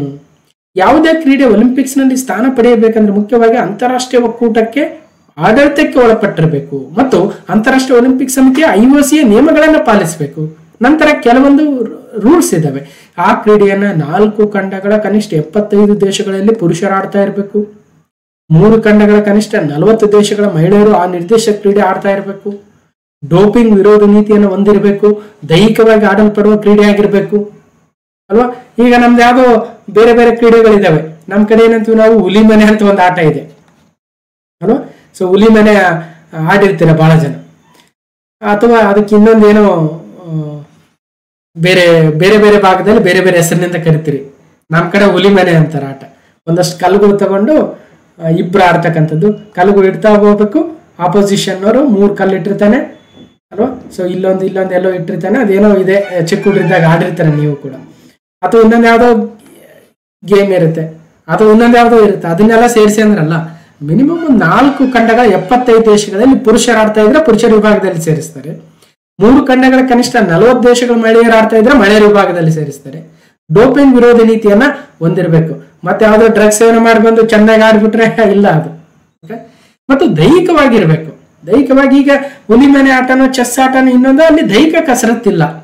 ಬೇಕಾದ್ರೆ ಲಗೋರಿಗೆ ದೈಹಿಕ ಕಸರತ್ತಿದೆ. ಅದನ್ನ ಬೇಕಾದ್ರೆ ಕಷ್ಟಪಟ್ಟು ನಾವು ಒಂದು 70 ದೇಶನ ಹೆಂಗಾರ ಮಾಡಿ ಆಡ್ರಪ್ಪ ಅಂತೇಳಿ 75 ದೇಶಕ್ಕೆ ಹೇಳಿ ಫೇಮಸ್ ಮಾಡಿಸಿದ್ರೆ ಡೆಫಿನೆಟ್ಲಿ ಲಗೋರಿಯನ್ನ ನಾವು ಒಲಿಂಪಿಕ್ಸ್ಗೆ ಸೇರಿಸಬಹುದು ಅಂತ ಹೇಳ್ತಾ, ಸೊ ಬ್ರೇಕಿಂಗ್ ಡ್ಯಾನ್ಸ್ ಬಗ್ಗೆ ಡೀಟೇಲ್ಸ್ ಇದೆ. 2 ವಿಭಾಗಗಳಲ್ಲಿ ಇದನ್ನ ಸೇರಿಸಿದ್ದಾರೆ. ಸೊ 2 ಪದಕಗಳು ಸಿಗ್ತಾ ಇದಾವೆ. 16 ಬಿ ಬಾಯ್ಸ್ 16 ಬಿ ಗರ್ಲ್ಸ್ ಸ್ಪರ್ಧಿಸುವ 2 ಪದಕಗಳ ಸ್ಪರ್ಧೆಗಳಿದಾವೆ. ಪುರುಷರು ಮತ್ತು ಮಹಿಳೆಯರಿಗೆ ತಲಾ ಒಂದು ಗುಂಪಿನಂತೆ ಆಡ್ತಾ ಇದ್ದಾರೆ. 2 ಏನು ಡಿವಿಷನ್ ಇದೆ, ನೆನಪಿರಲಿ. ಓಕೆ, ಇದು 2018ರ ಬೇಸಿಗೆ ಯೂತ್ ಒಲಿಂಪಿಕ್ಸ್ ಅಲ್ಲೂ ಕೂಡ ಬ್ರೇಕಿಂಗ್ ಡ್ಯಾನ್ಸ್ ಅನ್ನು ಸೇರಿಸಲಾಗಿತ್ತು. ಇವತ್ತು ಪ್ರಪಂಚದಾದ್ಯಂತ ಬ್ರೇಕ್ ಡ್ಯಾನ್ಸ್ ಬಗ್ಗೆ ಗಮನ ಸೆಳೆಯುವ ಉದ್ದೇಶದಿಂದ ಬ್ರೇಕಿಂಗ್ ಅನ್ನ ಈ ಒಂದು ಒಲಿಂಪಿಕ್ಸ್ ಅಲ್ಲಿ ಸೇರಿಸಲಾಗಿದೆ, ನೆನಪಿಡಬೇಕು. ಓಕೆ, ಸೊ ಮತ್ತೊಂದು ಕಯಾಕ್ ಕ್ರಾಸ್ ಅಥವಾ ಕಯಾಕಿಂಗ್ ಅಂತ ಕೂಡ ಕರೀತಾರೆ. ಇದೊಂದು ಕಿರಿದಾದ ಮಾನವ ಚಾಲಿತ ವಾಟರ್ ಕ್ರಾಫ್ಟ್ ಆಗಿದ್ದು ಸಾಮಾನ್ಯವಾಗಿ ಉದ್ದವಾದ ಡಬಲ್ ಬ್ಲೇಡ್ ಪ್ಯಾಡಲ್ ಮೂಲಕ ಚಲಿಸುತ್ತದಂತೆ. ಒಂಥರ ಚಿಕ್ಕ ದೋಣಿ, ಕೆನೋಯಿ ಅಂತೀವಲ್ಲ, ಆ ರೀತಿಯಾಗಿ ಸೇರಿಸ್ತಕ್ಕಂಥದ್ದು. ಇದು ಕೂಡ ಈ ಸಲ ಕಯಾಕ್ ಕ್ರಾಸ್ ಎನ್ನುವ ಹೊಸ ಕ್ರೀಡೆ ಕೂಡ ಸೇರ್ಕೊಂಡಿದೆ. 33ನೇ ಒಲಿಂಪಿಕ್ಸ್ ಪ್ಯಾರಿಸ್ ಒಲಿಂಪಿಕ್ಸ್ 2024. ಸೊ ಇನ್ನು ಇಂಟರ್ನ್ಯಾಷನಲ್ ಒಲಿಂಪಿಕ್ ಕಮಿಟಿ IOC ಅಂತ ಏನ್ ಕರಿತೀವಿ, ಇದರ ಚೇರ್ಮನ್ ಯಾರಿದ್ದಾರೆ, ಪ್ರೆಸಿಡೆಂಟ್ ಯಾರಿದ್ದಾರೆ ಅಂದ್ರೆ ಥಾಮಸ್ ಬಾಕ್ ಅವರಿದ್ದಾರೆ, ನೆನ್ಪಿಡ್ಬೇಕು. ಇನ್ನು ಪದಕ, ಭಾರತಕ್ಕೆ ಮೊದಲ ಪದಕವನ್ನು ಯಾರು ತಂದು ಕೊಟ್ಟರು? ಒಲಿಂಪಿಕ್ ಶೂಟಿಂಗ್ ಪದಕ ಗೆದ್ದ ಮೊದಲ ಭಾರತೀಯ ಮಹಿಳೆ ಮನು ಭಾಕರ್ ಅವರು. ನೋಡೋಣ, ಒಲಿಂಪಿಕ್ಸ್ ಮೇಲೆ ಒಂದು ಸಪರೇಟ್ ವಿಡಿಯೋ ಎಲ್ಲ ಕನ್ಸಾಲಿಡೇಟೆಡ್ ಮಾಡಿ ಒಂದು ವಿಡಿಯೋ ಮಾಡ್ಕೊಡ್ತೀನಿ. ಅಲ್ಲಿವರೆಗೂ ಅವಾಗ ಯಾವ್ಯಾವ ಪದಕಗಳು ಬರ್ತವೆ ಅದ್ರ ಬಗ್ಗೆ ಆದ್ರೂ ಒಂದಷ್ಟು ತಿಳ್ಕೊಳ್ಳೋಣ ನನ್ನ ಉದ್ದೇಶಕ್ಕೆ. Manu Bhaker is the first Indian women to win a shooting medal. Shooting medal ಅಂದ್ರೆ ಈಗ 2004 Athens Olympics, 2008 Beijing Olympics, 2012 London Olympics, 2016 Rio Olympics, 2021 ನಡೀತು ಟೋಕಿಯೋ ಒಲಿಂಪಿಕ್ಸ್, 2024 ಈಗ ಪ್ಯಾರಿಸ್ ಒಲಿಂಪಿಕ್ಸ್. 2004ರಲ್ಲಿ ಭಾರತದಿಂದ ಮೊಟ್ಟ ಮೊದಲ ಬಾರಿಗೆ ಒಂದು ಶೂಟಿಂಗ್ ಅಲ್ಲಿ ಪದಕ ಬಂತು. 1896ರಲ್ಲಿ ಆಧುನಿಕ ಒಲಿಂಪಿಕ್ಸ್ಗಳು ಆರಂಭವಾದಾಗಿನಿಂದ ಭಾರತ ಭಾಗವಹಿಸಿದ್ದು 1900ರಲ್ಲಿ ಮೊಟ್ಟ ಮೊದಲ ಬಾರಿಗೆ. ಇನ್ನು ಸ್ವಾತಂತ್ರ್ಯ ಬಂದಿರಲಿಲ್ಲ. ಆಗ ನಾರ್ಮನ್ ಪ್ರಿಚರ್ಡ್ ಎನ್ನುವ ಬ್ರಿಟಿಷ್ ಭಾರತೀಯ ಬಂಗಾಳವನ್ನು ರೆಪ್ರೆಸೆಂಟ್ ಮಾಡ್ತಾ ಇದ್ದ. ಆತ 200 ಮೀಟರ್ ರನ್ನಿಂಗ್ ಮತ್ತು 200 ಮೀಟರ್ ಹರ್ಡಲ್ಸ್ ಅಲ್ಲಿ ಬೆಳ್ಳಿ ಪದಕವನ್ನು ಗೆದ್ದು ಒಂದೇ ಒಲಿಂಪಿಕ್ಸ್ ಅಲ್ಲಿ 2 ಪದಕಗಳನ್ನ ಗೆದ್ದು ಕೊಟ್ಟಿದ್ದ. ಅದು ಸ್ವಾತಂತ್ರ್ಯ ಪೂರ್ವದಲ್ಲಿ ಅನ್ನೋದನ್ನ ಗಮನಿಸಬೇಕು ಒಂದ್ ಕಡೆ. ಅದಾದ ನಂತರ ಭಾರತ 1920 ಅನ್ಸುತ್ತೆ ಮತ್ತೆ ಒಲಿಂಪಿಕ್ಸ್ಗೆ ಹೋಗಿದ್ದು. ಅಲ್ಲಿಂದ ಕಂಟಿನ್ಯೂಸ್ ಆಗಿ ಪ್ರತಿ ಒಲಿಂಪಿಕ್ಸ್ ಅಲ್ಲೂ ಕೂಡ ಭಾರತ ಭಾಗಿಯಾಗ್ತಾ ಇದೆ. 1947 ಭಾರತಕ್ಕೆ ಸ್ವಾತಂತ್ರ್ಯ ಬಂದಿತ್ತು. ಅದಾದ ನಂತರ ಭಾರತವು ಬೇರೆ ಬೇರೆ ಕ್ರೀಡೆಗಳಲ್ಲಿ ಪದಕಗಳನ್ನ ಒಂದಷ್ಟು ಗೆಲ್ತಾ ಬಂತು. ಬೆರಳೆಣಿಕೆ ಅಷ್ಟು ಅನ್ಕೋಬಹುದು, ಬಟ್ ಇರ್ಲಿ, ನಮ್ಮವರು ಇನ್ನೂ ಸ್ಪೋರ್ಟ್ಸ್ ಅಲ್ಲಿ ಅಷ್ಟು ನಾವು ಮುಂದೆ ಬಂದಿಲ್ಲ. ಯಾಕಂದ್ರೆ ನಮ್ಮಲ್ಲಿ ಬಡತನ ಇದೆ, ಇನ್ನೂ ನಾವು ಜೀವನವನ್ನು ರೂಪಿಸ್ಕೊಳ್ತಾ ಇರ್ತೀವಿ. ಹಾಗಾಗಿ ಸ್ಪೋರ್ಟ್ಸ್ ಅಲ್ಲಿ ಅಷ್ಟು ಬರೋದಕ್ಕೆ ಆಗ್ತಾ ಇಲ್ಲ. ಇರ್ಲಿ, ಒಂದ್ ಕಡೆ ಬೇರೆ ವಿಚಾರ, ಅದು ಇನ್ನೊಂದ್ಸಲ ಮಾತಾಡೋಣ. ಅದಾದ ನಂತರ ಹೆಲ್ಸಿಂಕಿ ಒಲಿಂಪಿಕ್ಸ್ 1953-54ನೇ ಸಾಲಿನಲ್ಲಿರಬೇಕು. ಆ ಸಂದರ್ಭದಲ್ಲಿ ಒಂದು ಕುಸ್ತಿಗೆ ಇಂಡಿವಿಜುವಲ್ ಆಗಿ ಒಂದು ಪದಕ ಬಂದಿತ್ತು. ನೋಡೋಣ, ಅದು ಮುಂದೆ ಏನಾದ್ರೂ ನಾನು ಹಾಕಿದ್ರೆ ಹೇಳ್ತೀನಿ. ಓಕೆ, ಸೊ ಅದಾದ್ಮೇಲೆ 2004ರಲ್ಲಿ ಮೊಟ್ಟ ಮೊದಲ ಬಾರಿಗೆ ರಾಜ್ಯವರ್ಧನ್ ಸಿಂಗ್ ಅವರು ಬೆಳ್ಳಿ ಪದಕವನ್ನ ಗೆದ್ದುಕೊಡ್ತಾರೆ. 2004ರಲ್ಲಿ ಒಂದೇ ಪದಕ ಬಂತ ಅನ್ಸುತ್ತೆ, ಅದು ಬೆಳ್ಳಿ. ಅದಾದ್ಮೇಲೆ 2008ರಲ್ಲಿ ಅಭಿನವ್ ಬಿಂದ್ರಾರ್ ಅವರು ಒಂದು ಬಂಗಾರದ ಪದಕವನ್ನು ಶೂಟಿಂಗ್ ಅಲ್ಲಿ ಗೆದ್ದುಕೊಡ್ತಾರೆ. ನಾನು ಶೂಟಿಂಗ್ ಮಾತ್ರ ಮಾತಾಡ್ತಾ ಇದ್ದೀನಿ. ಶೂಟಿಂಗ್ ಅಲ್ಲಿ ಫಸ್ಟ್ ಪದಕ ಬಂದಿದ್ದಾರಿಗೆ ರಾಜ್ಯವರ್ಧನ್ ಸಿಂಗ್ ರಾಥೋಡ್. ನಂತರ ಅವರು ಕೇಂದ್ರದ ಸಚಿವರು ಕೂಡ ಆಗ್ತಾರೆ. ಅದು ಓಕೆ. ಹೀಗೆ 2012ರಲ್ಲಿ ಲಂಡನ್ ಒಲಿಂಪಿಕ್ಸ್ ಅಲ್ಲಿ ವಿಜಯ್ ಕುಮಾರ್ ಅವರು ಬೆಳ್ಳಿ ಪದಕವನ್ನು ಗೆಲ್ತಾರೆ. ನಂತರ 2012ರಲ್ಲಿ ಅವಾಗೇ ಇರಬೇಕು ಗಗನ್ ನಾರಂಗ್ ಅವರು, ಇವತ್ತೇನು ಶೆಫ್ ಡಿ ಮಿಷನ್ ಇದ್ದಾರೆ ಅವರು, ಇವತ್ತೇ ನಮ್ಮ ಭಾರತ ತಂಡದ ಒಲಿಂಪಿಕ್ಸ್ ಹೋಗಿದ್ರೆ ಪ್ಯಾರಿಸ್ ಒಲಿಂಪಿಕ್ಸ್ ಅಲ್ಲಿ ಅಲ್ಲೆಲ್ಲರನ್ನ ಮ್ಯಾನೇಜ್ ಮಾಡ್ತಕ್ಕಂಥ ಒಂದು ದೊಡ್ಡ ಹುದ್ದೆ ಇದೆ, ಶೆಫ್ ಡಿ ಮಿಷನ್ ಅಂತ. ಅದ್ರ ಬಗ್ಗೆ ಕೂಡ ಹೇಳಿದ್ದೆ. ಅವರು ಗಗನ್ ನಾರಂಗ್ ಅವರು ಕಂಚು ಗೆಲ್ತಾರೆ ಅನ್ಸುತ್ತೆ. ಅದಾದ್ಮೇಲೆ 2016 ಯಾರು ಗೆಲ್ಲಲ್ಲ. 2020ರಲ್ಲೂ ಕೂಡ ನಮಗೆ ಒಲಿಂಪಿಕ್ಸ್ ಅಲ್ಲಿ ಶೂಟಿಂಗ್ ಅಲ್ಲಿ ಪದಕವೇನು ಬರಲ್ಲ. 2024ರಲ್ಲಿ ಈಗ ಮನು ಭಾಕರ್ ಅವರು ಗೆಲ್ತಾರೆ. ಆ ಮೂಲಕ ಮನು ಭಾಕರ್ ಅವರು ಶೂಟಿಂಗ್ ಅಲ್ಲಿ ಪದಕವನ್ನು ಗೆದ್ದಂತಹ ಮೊಟ್ಟ ಮೊದಲ ಮಹಿಳೆ ಆಗ್ತಾರೆ. ಶೂಟಿಂಗ್ ಅಲ್ಲಿ ಗಮನಿಸಬೇಕು. ಹೇಳ್ಬಿಡ್ತಾರೆ ಪ್ರಶ್ನೆ, ಭಾರತದ ಪರವಾಗಿ ಒಲಿಂಪಿಕ್ಸ್ ಅಲ್ಲಿ ಶೂಟಿಂಗ್ ಅಲ್ಲಿ ಮೊಟ್ಟ ಮೊದಲ ಪದಕವನ್ನು ಗೆದ್ದುಕೊಟ್ಟಿರ್ತಕ್ಕಂತಹ ಶೂಟರ್ ಯಾರು? ಕರ್ಣಂ ಮಲ್ಲೇಶ್ವರಿ ಅಥವಾ ಮನು ಭಾಕರ್, PV ಸಿಂಧು ಅಥವಾ ಇನ್ನೊಬ್ರು ಹೆಸರು ಕೊಡ್ತಾರೆ, ಕನ್ಫ್ಯೂಸ್ ಆಗಬಾರ್ದು ಅಲ್ವಾ. So Manu Bhaker first Indian women to win a shooting medal, ಕಂಚಿನ ಪದಕವನ್ನ ಗೆದ್ದುಕೊಟ್ರು. ಮತ್ತು 2024ರ ಈ ಒಂದು ಒಲಿಂಪಿಕ್ಸ್ ಅಲ್ಲಿ ಮೊಟ್ಟ ಮೊದಲ ಪದಕವನ್ನ ಮಹಿಳೆಯರೇ ಸ್ಟಾರ್ಟ್ ಮಾಡಿದ್ದಾರೆ, ಗಮನಿಸಬೇಕು. ಓಕೆ, ಸರಿ. ಅವ್ರಿಗೆ ಇನ್ನೊಂದು ಪದಕ ಕೂಡ ಬಂತು, ಅದನ್ನು ಮತ್ತೆ ಮುಂದೆ ಮಾತಾಡೋಣ. ಒಟ್ಟಾರೆಯಾಗಿ ಒಲಿಂಪಿಕ್ ಶೂಟಿಂಗ್ ಭಾರತಕ್ಕೆ ಮೊದಲ ಪದಕ ತಂದ ಮಹಿಳೆ, ಲೇಡೀಸ್ ಫಸ್ಟ್, ಚಾರಿತ್ರಿಕ ಕಂಚು ಮನು ಮಿಂಚು 721.7 ಫೈನಲ್ ನಲ್ಲಿ ಮನು ಭಾಕರ್ ಗಳಿಸಿದ ಒಟ್ಟು ಅಂಕ. ವಿಶ್ವದ ನಂಬರ್ 1 ಶೂಟರ್. 2020 ಅಥವಾ 21ರ ಟೋಕಿಯೋ ಒಲಿಂಪಿಕ್ಸ್ ಅಲ್ಲಿ ನಂಬರ್ 1 ಆಗಿದ್ರು ಕೂಡ ಪಿಸ್ತೂಲ್ಗೆ ಆಣಿಯಾಗಿ ಮನು ಸೋತಿದ್ರು. ಬಳಿಕ ಖಿನ್ನತೆಗೆ ಜಾರಿ ಮತ್ತೆಂದೂ ಶೂಟಿಂಗ್ ಮಾಡೋದಿಲ್ಲ ಎಂದೇ ನಿರ್ಧರಿಸಿದ್ರು. ಅಂದು ತಾಯಿ ಹೇಳಿದ ಸಮಾಧಾನದ ಮಾತು ಇಂದು ಪದಕ ಗೆಲ್ಲುವಂತೆ ಮಾಡಿದೆ. ಹೌದು, ಬೇಜಾರಾದಾಗ ಹಂಗ ಅನ್ಸುತ್ತೆ ಅಲ್ವಾ, ಅದು ಕಾಮನ್ನು. ಬಟ್ ಮತ್ತೆ ಅದರಿಂದ ಪುಟ್ಟಿದ್ದೆದ್ದು ಬಂದು ಇವತ್ತು 2 ಪದಕಗಳನ್ನ ಗೆದ್ದುಕೊಟ್ರು. 3ನೇ ಪದಕದ ಹತ್ರಕ್ಕೆ ಹೋಗಿದ್ರು, 4ನೇ ಸ್ಥಾನದಲ್ಲಿ ಬಂದ್ಬಿಟ್ರು 25 ಮೀಟರ್ ಏರ್ ಪಿಸ್ತೂಲ್ ಅಲ್ಲಿ. ಇಲ್ಲಂದಿದ್ರೆ 3 ಪದಕಗಳನ್ನು ಗೆದ್ದ ಇತಿಹಾಸವನ್ನು ನಿರ್ಮಿಸ್ತಾ ಇದ್ರು, ಅದು ಬೇರೆ ಕಡೆ. ಸೊ ಮಾತಾಡೋಣ ಏನೇನಿದೆ. ಭಾರತದ ಯುವ ಸ್ಟಾರ್ ಶೂಟರ್ ಮನು ಭಾಕರ್ ಅವರು ಪ್ಯಾರಿಸ್ ಒಲಿಂಪಿಕ್ಸ್ ನ ಮಹಿಳೆಯರ 10 ಮೀಟರ್ ಏರ್ ಪಿಸ್ತೂಲ್ ಈ ಒಂದು ಕೆಟಗರಿ ಇಂಪಾರ್ಟೆಂಟ್. ಯಾವ ಕೆಟಗರಿಯಲ್ಲಿ ಅವರು ಶೂಟಿಂಗ್ ಸ್ಪರ್ಧೆ, ಹೌದು ಫಸ್ಟ್ ತಿಳ್ಕೋಬೇಕು. ಮನು ಭಾಕರ್ ಅವರು ಕೆಳಗಿನ ಯಾವ ಕ್ರೀಡೆಯಲ್ಲಿ ಪದಕವನ್ನ ಗೆದ್ರು ಅಂದ್ರೆ 10 metre air pistol shooting. First shooting ಅಂತ ಕೊಟ್ರೆ ಶೂಟಿಂಗ್, ಬಾಕ್ಸಿಂಗ್, weight ಲಿಫ್ಟಿಂಗ್, ಇನ್ನೊಂದು ಯಾವ್ದು ಬ್ಯಾಡ್ಮಿಂಟನ್ ಅಂತ ಕೊಟ್ರೆ ಶೂಟಿಂಗ್. ಹೌದು, ಶೂಟಿಂಗ್ ಅಲ್ಲಿ ಮತ್ತೆ ಏನಾದ್ರು 10 metre air pistol, 10 metre air rifle ಅಂತ ಕೊಟ್ರೆ ಕನ್ಫ್ಯೂಸ್ ಆಗಬೇಡಿ. ಏರ್ ಪಿಸ್ತೂಲ್ ಅಲ್ಲಿ ಇವರು ಗೆದ್ದಿರ್ತಕ್ಕಂಥದ್ದು.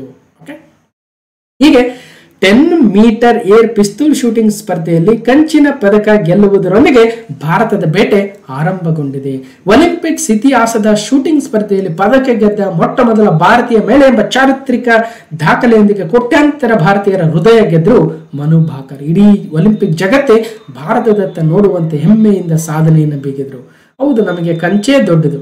ಇರಲಿ, ಬೇರೆ ದೇಶಗಳು ಚಿನ್ನವನ್ನು ಗೆದ್ದು ಮುಂದೆ ಹೋಗ್ತಾ ಇದ್ದಾರೆ, ಅಂಥದ್ದು ಒಂದು ಕಾಲ ಬರುತ್ತೆ, ಸ್ವಲ್ಪ ಕಾಯಬೇಕು ಅಲ್ವಾ. ಅವ್ರು ಸ್ವಲ್ಪ ಮುಂದೆ ಇರ್ಬೋದು, ಇರಲಿ. ಹಾಗೆ ನಮ್ಮ ಕಾಂಪಿಟೇಟಿವ್ ಎಕ್ಸಾಮಲ್ಲೂ ಕೂಡ ಕೆಲವೊಂದ್ಸಲ ಹಂಗೆ ಅನಿಸುತ್ತೆ. ಕೆಲವೊಬ್ರು ದೊಡ್ಡ ದೊಡ್ಡ ಎಕ್ಸಾಮ್ಗಳು ಪಾಸ್ ಮಾಡ್ತಿರ್ತಾರೆ, ನಮಗೆ ಸಣ್ಣ ಎಕ್ಸಾಮ್ ಪಾಸ್ ಮಾಡಿದರೆ ಸಾಕು, ಚಿನ್ನ ಗೆದ್ದಂತಹ ಖುಷಿ ಆಗುತ್ತೆ. ಯಾಕಂದ್ರೆ ನಮ್ಮ ಪರಿಸ್ಥಿತಿನೇ ಬೇರೆ, ನಮ್ಮ ಮನೆಯ ಪರಿಸ್ಥಿತಿ ನಮಗೆ ಗೊತ್ತಿರುತ್ತೆ ಅಲ್ವಾ, ಅವ್ರಿಗೇನು ಗೊತ್ತಿರಲ್ಲ. ಇರಲಿ. ಶನಿವಾರದ ಸ್ಪರ್ಧೆಗಳಲ್ಲಿ ಒಟ್ಟಾರೆ ಬೇರೆ ಬೇರೆ ಡೀಟೇಲ್ಸ್ ಇದೆ, ನೋಡೋಣ. ಅಭಿನಂದನೆಗಳ ಮಹಾಪೂರ ಬಂದಿದೆ. ಸ್ವತಃ ಪ್ರಧಾನಮಂತ್ರಿ ನರೇಂದ್ರ ಮೋದಿ ಅವರು ಕೂಡ ಪ್ಯಾರಿಸ್ ಒಲಿಂಪಿಕ್ಸ್ನಲ್ಲಿ ಭಾರತಕ್ಕೆ ಮೊದಲ ಪದಕ ತಂದುಕೊಟ್ಟ ಮನು ಭಾಕರ್ ಅವರಿಗೆ ಹೃದಯಪೂರ್ವಕ ಅಭಿನಂದನೆಗಳು, ಇದೊಂದು ಐತಿಹಾಸಿಕ ಜಯ ಅಂತ ಕೂಡ ಹೇಳಿದರು. ಮನು ಭಾಕರ್ಗೆ ಕಂಚಿನ ಹಾರ, ಒಲಿಂಪಿಕ್ ಶೂಟಿಂಗ್ ಮಹಿಳೆಯರ ವಿಭಾಗದಲ್ಲಿ ಭಾರತಕ್ಕೆ ಒಲಿದ ಮೊದಲ ಪದಕ. ಮನು ಭಾಕರ್ ಬಗ್ಗೆ ಡೀಟೇಲ್ಸ್ ಇದೆ. ಇವರು ವರ್ಲ್ಡ್ ನಂಬರ್ 1 ಅನ್ನೋದನ್ನ ಮರಿಬಾರ್ದು ನಾವು. 25 ಮೀಟರ್ ಏರ್ ಪಿಸ್ತೂಲ್ ಅಲ್ಲೂ ಕೂಡ ಟೀಮಲ್ಲೂ ಮತ್ತು ಇದು ಏನು ಇಂಡಿವಿಜುವಲ್ ಅಲ್ಲೂ ಕೂಡ ಅವರು ಚಾಂಪಿಯನ್ ಆಗಿದ್ದಾರೆ. ನೋಡಬಹುದು bronze medal Manu Bhaker. 10 metre air pistol women's finals ಗೆದ್ದಿದ್ದಾರೆ, 3ನೇ ಸ್ಥಾನದಲ್ಲಿ ಬಂದರು, ಹಾಗಾಗಿ ಕಂಚು ದೊರಕಿದೆ. ಜೊತೆಗೆ ಪ್ಯಾರಿಸ್ ಒಲಿಂಪಿಕ್ಸ್ ಓಪನ್ ಆಗಿತ್ತು. ಧ್ವಜಧಾರಿಗಳು ಯಾರಂತ ಕೇಳಿದ್ರೆ ಅತ್ಯಂತ ಶರತ್ ಕಮಲ್ ಅವರು, ಟೇಬಲ್ ಟೆನ್ನಿಸ್ ಆಟಗಾರರು ಮತ್ತು ಇತ್ತೀಚೆಗೆ ನಮ್ಮ ಭಾರತದ ಕ್ರೀಡಾ ಜಗತ್ತಿನ ಅತ್ಯುನ್ನತ ಒಂದು ಪದವಿ ಅಥವಾ ಗೌರವ ಅಂತ ಏನ್ ಕರಿತೀವಿ, ಧ್ಯಾನ್ ಚಂದ್ ಅವಾರ್ಡ್ ಅನ್ನು ಕೂಡ ಅವರಿಗೆ ನೀಡಲಾಗಿತ್ತು, Dhyan Chand Khel Ratna award. Okay. Table tennis ಆಟಗಾರ ಅತ್ಯಂತ ಶರತ್ ಕಮಲ್ ಮತ್ತು ಬ್ಯಾಡ್ಮಿಂಟನ್ ಆಟಗಾರ್ತಿ ಸಿಂಧು ಅವರು ಉದ್ಘಾಟನಾ ಸಮಾರಂಭದಲ್ಲಿ ಧ್ವಜಧಾರಿಗಳಾಗಿ ಫ್ಲಾಗ್ ಬೇರರ್ಸ್ ಅಂತ ಕರಿತೀವಿ, ಅವರು ಭಾರತದ ನಿಯೋಗವನ್ನು ಮುನ್ನಡೆಸಿದರು. ಒಟ್ಟು ಬಹುನಿರೀಕ್ಷಿತ ಪ್ಯಾರಿಸ್ ಒಲಿಂಪಿಕ್ಸ್ 33ನೇ ಆವೃತ್ತಿಗೆ ವಿದ್ಯುಕ್ತ ಚಾಲನೆ ದೊರೆಯಿತು. ಜುಲೈ 26ರಿಂದ 17 ದಿನಗಳ ಕಾಲ ಆಗಸ್ಟ್ 11ರವರೆಗೆ ನಾವು ಕ್ರೀಡಾ ಜಗತ್ತಿನ ಮಹಾಕೂಟವನ್ನ ನೋಡ್ತಾ ಇದ್ದೀವಿ. ಸೊ 117 ಭಾರತದ ಕ್ರೀಡಾಪಟುಗಳು, ನೆನಪಿರಬೇಕು 117, ಕರ್ನಾಟಕದಿಂದ 9 ಕ್ರೀಡಾಳುಗಳಂತೆ 206 ದೇಶಗಳು, 10,500 ಕ್ರೀಡಾಪಟುಗಳು. ಬೆಳಕಿನ ನಗರಿಯಲ್ಲಿ ಕ್ರೀಡಾ ಜ್ಯೋತಿಯ ಪ್ರಭೆ. ಪ್ರೇಮಿಗಳ ನೆಚ್ಚಿನ ತಾಣ ಪ್ಯಾರಿಸ್ನಲ್ಲಿ ಈಗ ಕ್ರೀಡಾ ಪ್ರೀತಿಯ ಹೊಳೆ ಹರಿಯುತ್ತಿದೆ. ಬೇಸಿಗೆಯ ಮುಸ್ಸಂಜೆಯಲ್ಲಿ ಸೇನ್ ನದಿಯ, ಕೆಲವೊಂದ್ ಕಡೆ ಸೀನ್ ಅಂತ ಕೊಟ್ಟಿದ್ದಾರೆ, ಕೆಲವೊಂದ್ ಕಡೆ ಸೇನ್ ಅಥವಾ ಸೆನ್ ನದಿಯ ಮೈದಡವಿ ಬರುವ ತಂಗಾಳಿಗೂ ಒಲಿಂಪಿಕ್ಸ್ ಆಂದೋಲನದ ಆಶಯದ ಭ್ರಾತೃತ್ವ ಮನೋಲ್ಲಾಸವು ಕಂಪು ಆವರಿಸುತ್ತಿದೆ. ಬರೋಬ್ಬರಿ 1 ಶತಮಾನದ ನಂತರ 1924ರಲ್ಲಿ ಪ್ಯಾರಿಸ್ ಒಲಿಂಪಿಕ್ಸ್ ನಡೆದಿತ್ತು. ಅದಕ್ಕಿಂತ ಹಿಂದೆ 1900ರಲ್ಲಿ ಪ್ಯಾರಿಸ್ ಒಲಿಂಪಿಕ್ಸ್ ನಡೆದಿತ್ತು. ಇದೇ ಒಲಿಂಪಿಕ್ಸ್ ಅಲ್ಲಿ ನಾರ್ಮನ್ ಪ್ರಿಚರ್ಡ್ ಅವರು 2 ಪದಕಗಳನ್ನು ಭಾರತಕ್ಕೆ, ಬೆಳ್ಳಿ ಪದಕಗಳನ್ನು ಗೆದ್ದುಕೊಟ್ಟಿದ್ರು. ನಂತರ ಈಗ 2024ರಲ್ಲಿ ಮತ್ತೆ ಅದೇ ಪ್ಯಾರಿಸ್ ಅಲ್ಲಿ ಒಲಿಂಪಿಕ್ಸ್ ನಡೀತಿದೆ. ಬರೋಬ್ಬರಿ 1 ಶತಮಾನದ ನಂತರ ಒಲಿಂಪಿಕ್ಸ್ ಕೂಟಕ್ಕೆ ಪ್ಯಾರಿಸ್ ಮತ್ತೆ ವೇದಿಕೆ ಆಗ್ತಾ ಇದೆ. 3 ವರ್ಷಗಳ ಅಂತರದಲ್ಲಿ ನಡೀತಾ ಇರತಕ್ಕಂಥ ಒಲಿಂಪಿಕ್ಸ್ ಕೂಡ ಇದಾಗಿದೆ. 2020ರಲ್ಲಿ ನಡೆಯಬೇಕಿದ್ದ ಟೋಕಿಯೋ ಒಲಿಂಪಿಕ್ಸ್ ಕೋವಿಡ್ ಮಹಾಮಾರಿಯಿಂದ 2021ರಲ್ಲಿ ನಡೆದಿತ್ತು. ಅದರಲ್ಲಿ ಭಾರತ 7 ಪದಕಗಳನ್ನು ಗೆದ್ದಿತ್ತು. ಅದರಲ್ಲೂ ನೀರಜ್ ಚೋಪ್ರಾ ಚಿನ್ನವನ್ನ ಗೆದ್ದಿದ್ರು. ಸೊ ನೋಡಬಹುದು 32 ಕ್ರೀಡೆಗಳಿದಾವೆ, ಅದರಲ್ಲಿ 329 ವಿವಿಧ ವಿಭಾಗಗಳಿದಾವೆ. 10,500 ಅಥ್ಲೆಟ್ಗಳು, 79,000 ಕೋಟಿ ರೂಪಾಯಿಗಳ ಒಟ್ಟು ಬಜೆಟ್. ಭಾರತದಿಂದ 115 ಸ್ಪರ್ಧೆಗಳು, 35 ಸ್ಪರ್ಧಾ ತಾಣಗಳು, 45,000 ಸ್ವಯಂ ಸೇವಕರು, ಸಾಕಷ್ಟು ವಿಚಾರಗಳಿದ್ದಾವೆ. ಜಗವ ಬೆಸೆಯಲಿ ಒಲಿಂಪಿಕ್ಸ್, ಭಾರತೀಯ ಕಲಿಗಳಿಗೆ ಆಲ್ ದಿ ಬೆಸ್ಟ್. ಇಂದಿನಿಂದ ಭಾರತದ ಅಭಿಯಾನ ಶುರು ನೋಡಿದ್ವಿ. ಆರ್ಚರಿಯಲ್ಲಿ ಕೂಡ ಪದಕನ ಎಕ್ಸ್ಪೆಕ್ಟ್ ಮಾಡಿದ್ವಿ ದೀಪಿಕಾ ಕುಮಾರಿರವರು, ಬಟ್ ಅವರು ಗೆಲ್ಲಕ್ಕಾಗಲಿಲ್ಲ. ಬಿಡದೇ ಇಲ್ಲ, ನಾನು ಮತ್ತೆ ಇನ್ನೊಂದ್ಸಲ ಆದ್ರೂ ಗೆಲ್ತೇನೆ ಅಂತಿದ್ದಾರೆ. ನೋಡೋಣ. ನೆಕ್ಸ್ಟ್ ಲಾಸ್ ಏಂಜಲೀಸ್ ಒಲಿಂಪಿಕ್ಸ್ಗೆ 2028ಕ್ಕೆ ಮತ್ತೊಮ್ಮೆ ಅವರಿಗೆ ಶುಭವನ್ನು ಕೋರುತ್ತಾ, ಒಳ್ಳೆ ಪ್ರಾಕ್ಟೀಸ್ ಮಾಡಿ ಬರಲಿ ಅಂತ ಶುಭ ಕೋರುತ್ತಾ. ದೀಪಿಕಾ ಕುಮಾರಿ ನೆನಪಿಡಬೇಕು, ಆರ್ಚರ್ ಅಂದ್ರೆ ಬಿಲ್ಗಾರ್ತಿ ಆಗ್ತಾರೆ. ಮಳೆ ಮಧ್ಯೆ ಒಲಿಂಪಿಕ್ಸ್ ಒನ್ನಲು ಶತಮಾನದ ಬಳಿಕ ಆತಿಥ್ಯ ವಹಿಸಿದ ಪ್ಯಾರಿಸ್ ಅಡ್ಡಿ ಆತಂಕಗಳನ್ನ ಮೀರಿ ನಿಂತ ಪ್ರೇಮ ನಗರಿ. ಸೊ ಸೇನ್ ನದಿ 33ನೇ ಒಲಿಂಪಿಕ್ಸ್ ನೆನಪಿಡಬೇಕು. ಮತ್ತು ಅಲ್ಲಿ ಒಂದಷ್ಟು ವಿಧ್ವಂಸಕ ಕೃತ್ಯಗಳು ಕೂಡ ಅವತ್ತಾದವು, ಬಹಳ ಬೇಜಾರಾಗಿತ್ತು. ಈ ಒಲಿಂಪಿಕ್ ಉದ್ಘಾಟನಾ ಸಮಾರಂಭದಲ್ಲಿ ಭಾರತದ ಕ್ರೀಡಾಪಟುಗಳು ದೋಣಿಯ ಮೂಲಕ ಸಾಗಿದ್ರು. ಅದೊಂದು ವಿಶೇಷತೆ ಆಗಿತ್ತು ಈ ಸಲ. ಸೊ ಎಲ್ಲವೂ ಕೂಡ ಸುಮಾರು 85 ಹಡಗುಗಳಲ್ಲಿ ಎಲ್ಲ ಕ್ರೀಡಾಪಟುಗಳು ಹೋಗಿದ್ದಂತು. 85 ದೋಣಿಗಳಲ್ಲಿ 6 ಕಿಲೋಮೀಟರ್ ದೂರ ಸಾಗಿದ 7,500 ಮಂದಿ ಅಥ್ಲೆಟ್ಗಳು. ಸೊ ಪ್ಯಾರಿಸ್ ಒಲಿಂಪಿಕ್ಸ್ ನಲ್ಲಿ ಜೊತೆ ಹಿಡಿದು ಸಾಗುತ್ತಿರುವ ಅಮೆರಿಕ ಖ್ಯಾತ ರ್ಯಾಪರ್ ಸ್ನೂಪ್ ಡಾಗ್ ಅಂತೆ. ಸೊ ಜೊತೆಗೆ ಬೇರೆ ಬೇರೆ ವಿಚಾರಗಳು ಬರ್ತವೆ, ನೋಡೋಣ. ಒಲಿಂಪಿಕ್ಸ್ ಮೇಲೆ ಸಪರೇಟ್ ಆಗಿ ಒಂದು ವಿಡಿಯೋ ಮಾಡ್ತೀನಿ, ಅವಾಗ ಮತ್ತಷ್ಟು ಡೀಟೇಲ್ಸ್ ಅನ್ನ ನೋಡೋಣ. ಓಕೆ. ಇನ್ನು ಒಲಿಂಪಿಕ್ಸ್ ಪದಕದ ಡಯಾಮೀಟರ್ 85 mm ಇದೆ, ಥಿಕ್ನೆಸ್ 9.2 mm ಇದೆ, ಗೋಲ್ಡ್ 529 ಗ್ರಾಮ್ಸ್ ಇದ್ರೆ, ಸಿಲ್ವರು 525 ಗ್ರಾಮ್ಸ್ ಇದೆ ಅಂತೆ, ಬ್ರಾಂಜು 455 ಗ್ರಾಮ್ಸ್ ಇದೆ ಅಂತೆ. ಐಫೆಲ್ ಟವರ್ ಏನಿದೆಯಲ್ವಾ, ಐಫೆಲ್ ಟವರ್ ಇಂದಾನೇ ಒಂದೊಂದಕ್ಕೆ 18 ಗ್ರಾಮು ಕಬ್ಬಿಣವನ್ನ ತೆಗೆದುಕೊಂಡಿದ್ದಾರಂತೆ, ಐರನ್ ಅನ್ನ. ಮತ್ತು ಬ್ಲೂ ರಿಬ್ಬನ್ ಇದ್ರೆ ಸಮ್ಮರ್ ಒಲಿಂಪಿಕ್ಸ್, ಮತ್ತು ನೆಕ್ಸ್ಟ್ ಪ್ಯಾರಾ ಒಲಿಂಪಿಕ್ಸ್ ನಡೀತಲ್ವ ಅದಕ್ಕೆ ರೆಡ್ ರಿಬ್ಬನ್ ಕೊಡ್ತಾರಂತೆ. ಇದನ್ನ ಡಿಸೈನ್ ಮಾಡಿರ್ತಕ್ಕಂಥವ್ರು ಕ್ಲಾಮೇಟ್ ಅಂತಕ್ಕಂಥ ಒಂದು ಸಂಸ್ಥೆ, ಮತ್ತು ಪ್ರೊಡ್ಯೂಸ್ ಮಾಡಿರೋರು ಮಾನೆ ಡಿ ಪ್ಯಾರಿಸ್ ಅಂತೆ. ಒಂದಷ್ಟು ಈ ರೀತಿಯಾಗಿ ಕೇಳ್ಬಿಡ್ತಾರೆ. ಯಾರು ಯಾವ ಶೇಪಲ್ಲಿ ಇತ್ತು ಅಂದರೆ ಎಕ್ಸಗನ್ ಶೇಪಲ್ಲಿ ನೋಡ್ಬೋದು. ಮತ್ತು ಬೇರೆ ಡೀಟೇಲ್ಸ್ ನಾನು ಕಂಪ್ಲೀಟ್ ಆಗಿ ಯಾರು ಉದ್ಘಾಟನೆ ಮಾಡಿದ್ರು ಮತ್ತು ಅದೇನೇನು ಅಂತ ನಾನು ನೆಕ್ಸ್ಟ್ ಕಂಪ್ಲೀಟ್ ವಿಡಿಯೋ ಮಾಡ್ತೀನಲ್ಲ ಆವಾಗ ಹೇಳ್ತೀನಿ. ಇನ್ನು ಕ್ವಶನ್ ನಂಬರ್ 9, ಎಮ್ಮಿಗೆಪುರದಲ್ಲಿ ಸ್ಕೈಡೆಕ್ ನಿರ್ಮಾಣ. ಮತ್ತೊಮ್ಮೆ ಸ್ಕೈಡೆಕ್ ಸುದ್ದಿಗೆ ಬರ್ತಾ ಇದೆ. ಸೊ ಏನಿದೆ ಇದರ ವಿಶೇಷ? ಸ್ಕೈಡೆಕ್ದು ಕನ್ಸ್ಟ್ರಕ್ಷನ್ ಆಫ್ ಸ್ಕೈಡೆಕ್ ಎಟ್ ಎಮ್ಮಿಗೆಪುರ. ಬೆಂಗಳೂರಿನ ಎಮ್ಮಿಗೆಪುರದಲ್ಲಿ 25 ಎಕರೆ ಭೂಮಿಯಲ್ಲಿ ನಗರದ ಅತಿದೊಡ್ಡ ಟವರ್ ಸ್ಕೈಡೆಕ್ ನಿರ್ಮಿಸಲು ರಾಜ್ಯ ಸರ್ಕಾರ ನಿರ್ಧರಿಸಿದೆ. ನೈಸ್ ರಸ್ತೆ ಸಮೀಪ 750 ಮೀಟರ್ ಎತ್ತರದ ಟವರ್ಗೆ 25 ಎಕರೆ ಭೂಮಿ, ಎಮ್ಮಿಗೆಪುರದಲ್ಲಿ ಸ್ಕೈಡೆಕ್ ನಿರ್ಮಾಣ. ಓಕೆ, ಎಮ್ಮಿಗೆಪುರದಲ್ಲಿ ಸ್ಕೈಡೆಕ್ ಸುಮಾರು 750 ಮೀಟರ್ ಎತ್ತರದಲ್ಲಿ ನಿರ್ಮಾಣವಾಗಲಿದೆ ಅಂತೆ. ಸೊ ಇದ್ರ ಎತ್ತರ ಒಂದೊಂದ್ಸಲ ಒಂದೊಂದು ಬರ್ತಾ ಇದೆ, ನೋಡೋಣ. ಒಟ್ಟಾರೆಯಾಗಿ ಬೆಂಗಳೂರಲ್ಲಿ ಒಂದು ಸ್ಕೈಡೆಕ್ ನಿರ್ಮಾಣ ಮಾಡ್ಬೇಕಂತ ಸರ್ಕಾರ ನಿರ್ಧಾರ ಮಾಡಿದೆ. ಹಿಂದೆ ಜ್ಞಾನ ಭಾರತಿ ಕ್ಯಾಂಪಸ್ ಎಲ್ಲ ಅನ್ಕೊಂಡ್ರು, ಇಲ್ಲ ಅದು ಅಲ್ಲಿ ಅರಣ್ಯ ಇದೆ ಮತ್ತು ಅಲ್ಲಿ ಪಕ್ಷಿ ಸಂಕುಲ ಚೆನ್ನಾಗಿದೆ ಮತ್ತು ಎಜುಕೇಶನ್ ಹಬ್ ಇದೆ, ಅದು ಒಂದು ಯೂನಿವರ್ಸಿಟಿ ಅಲ್ಲಿ ಬೇಡ ಅಂದ್ರು. ಅದಾದ ನಂತರ ಮತ್ತೆ ದೇವನಹಳ್ಳಿ ಹತ್ರ ಎಲ್ಲೋ ಅಂದ್ರು, HAL ಹತ್ರ ಅಂದ್ರು. ಸೊ ಈಗ ಒಟ್ಟಿನಲ್ಲಿ ಈಗ ಎಮ್ಮಿಗೆಪುರ ಅಂತ ಬಂದಿದೆ. ನೋಡೋಣ ಏನೇನಾಗುತ್ತೆ ಇನ್ನೆಲ್ಲಿ ಅಂತ. ಇಲ್ಲಿ ಇನ್ನೊಂದು ವಿಶೇಷತೆ ಅಂದ್ರೆ, ನಾವು 2024 ಜನವರಿ ಪಾರ್ಟ್ 4 ಅಲ್ಲಿ ಕೂಡ ಇದನ್ನೇ ಡಿಸ್ಕಷನ್ ಮಾಡಿದ್ವಿ.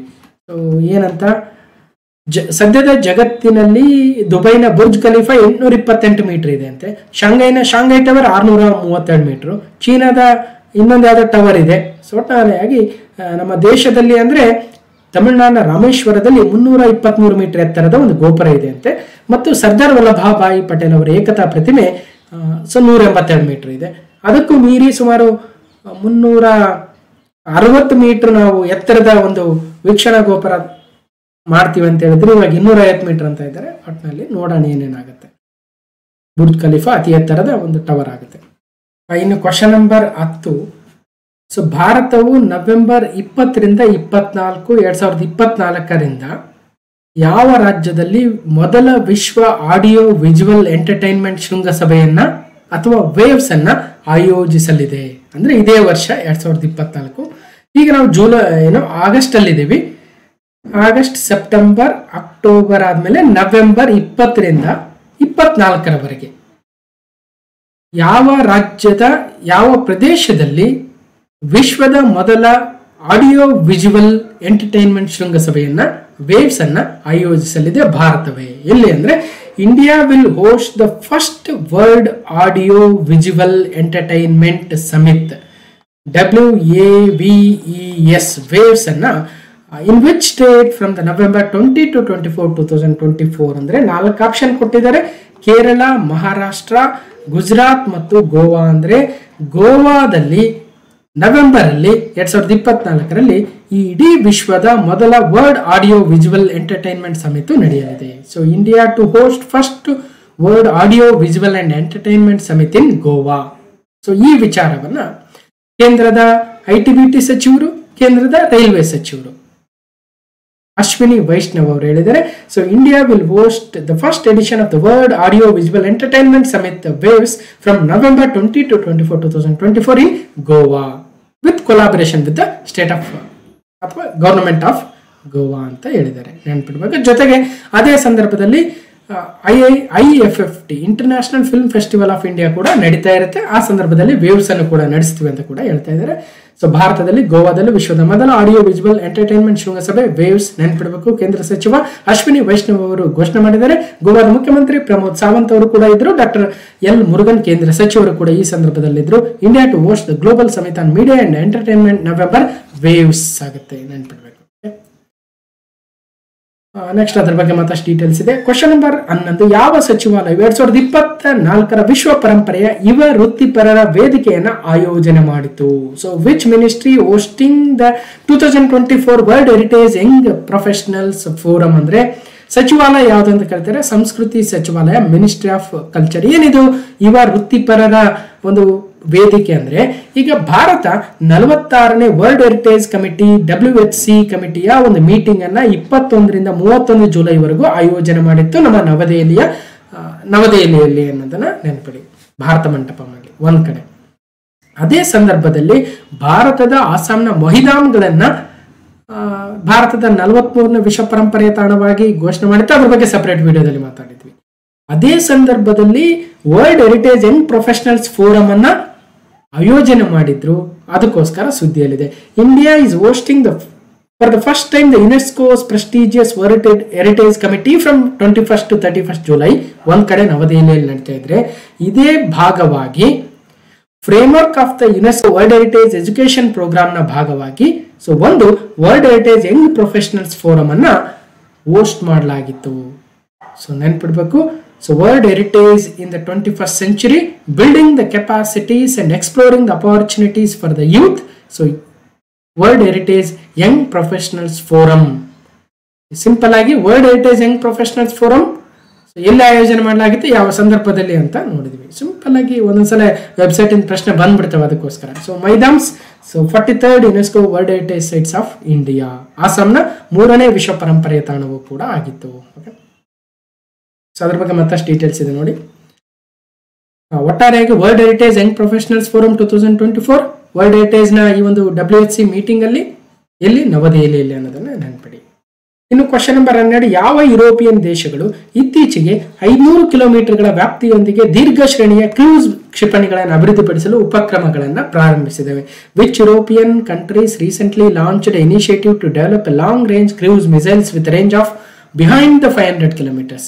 ಅಂದ್ರೆ ಯುರೋಪಿಯನ್ ಕಂಟ್ರೀಸ್, ಯುರೋಪ್ ಖಂಡದ ಕೆಲವೊಂದು ದೇಶಗಳು ಸೇರಿ 500 ಕಿಲೋಮೀಟರ್ಗಳಿಗಿಂತಲೂ ಹೆಚ್ಚು ಕೆಪಾಸಿಟಿ ಉಳ್ಳಂತಹ ಒಂದಷ್ಟು ಲಾಂಗ್ ರೇಂಜ್ ಕ್ರೂಸ್ ಮಿಸೈಲ್ ಗಳನ್ನ ಡೆವಲಪ್ ಮಾಡೋಣ ಅಂತ ಇವತ್ತು ಒಂದು ಇನಿಷಿಯೇಟಿವ್ ನ ತಂದಿದ್ದಾರೆ. ಯಾವ ದೇಶಗಳು ಅಂತ?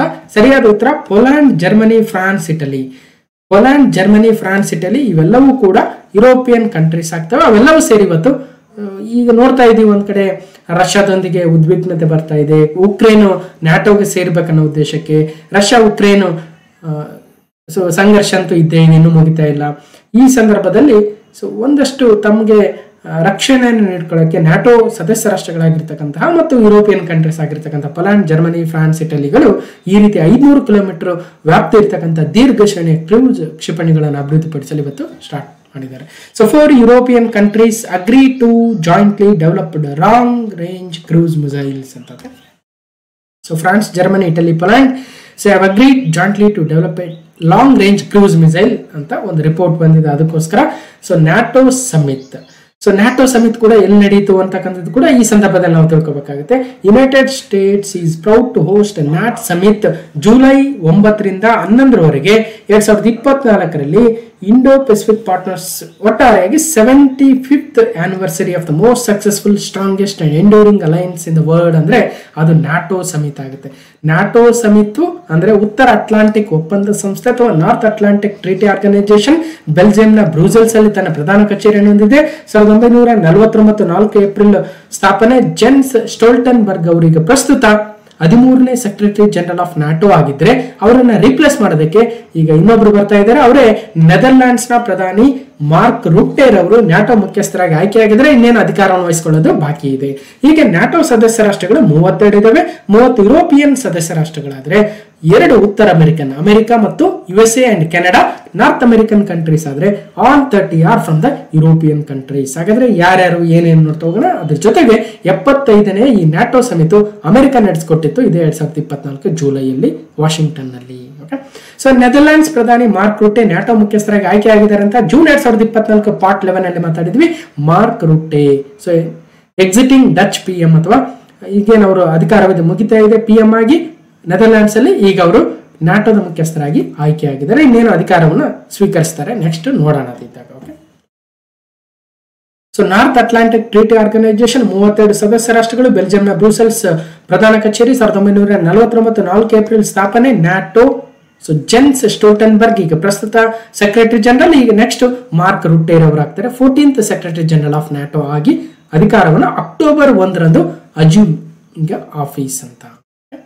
ಇನ್ನು ಯಾವ್ಯಾವ ದೇಶಗಳು? ನ್ಯಾಟೋ ಸಂಸ್ಥಾಪಕ ರಾಷ್ಟ್ರಗಳು 1949 Belgium, Canada, Denmark, France, Iceland, Italy, Luxembourg, Netherlands, Norway, Portugal, United Kingdom and United States ಆದ್ರೆ 1952ರಲ್ಲಿ ಗ್ರೀಸ್, ಟರ್ಕಿ, ಹೀಗೆ ಬೇರೆ ಬೇರೆ ದೇಶಗಳು ಸೇರಿಸ್ಕೊಳ್ತವೆ. ಈಗ 2023ರಲ್ಲಿ ಫಿನ್ಲ್ಯಾಂಡ್ 31ನೇ ದೇಶವಾದ್ರೆ 2024ರಲ್ಲಿ ಸ್ವೀಡನ್ 32ನೇ ಸದಸ್ಯ ರಾಷ್ಟ್ರವಾಗಿದೆ. ನೆನಪಿಡಬೇಕು 32 ಸದಸ್ಯ ರಾಷ್ಟ್ರಗಳು ಯಾವ್ಯಾವು ಅಂತ. ಸೊ ಇನ್ನು ಅಮೆರಿಕದ ಒಂದಷ್ಟು ಡೀಟೇಲ್ಸ್ ನೋಡ್ಬೋದು ಮತ್ತು ಫ್ರಾನ್ಸ್ದು ಒಂದಷ್ಟು ಡೀಟೇಲ್ಸ್ ನೋಡ್ಬೋದು ಎಲ್ಲೇನು ಏನೇನಂತ. ಯಾಕಂದ್ರೆ ಫ್ರಾನ್ಸ್ ಮತ್ತು ಜರ್ಮನಿ ಹಾಗೂ ಇಟಲಿ ಮತ್ತು ಪೋಲ್ಯಾಂಡ್ ಈ 4 ದೇಶಗಳು 500 ಕಿಲೋಮೀಟರ್ ವ್ಯಾಪ್ತಿಯ ಕ್ರೂಸ್ ಮಿಸೈಲ್ಗಳನ್ನ ಡೆವಲಪ್ ಮಾಡ್ತಾ ಇದ್ದಾರೆ. ಈಗ ಯುದ್ಧ ಸಂಘರ್ಷವೂ ಕೂಡ ಆಗ್ತಾ ಇದೆ. ಹಾಗಾಗಿ ಆ 4 ದೇಶಗಳ ಒಂದಷ್ಟು ಡೀಟೇಲ್ಸ್ ನೋಡ್ಬೋದು.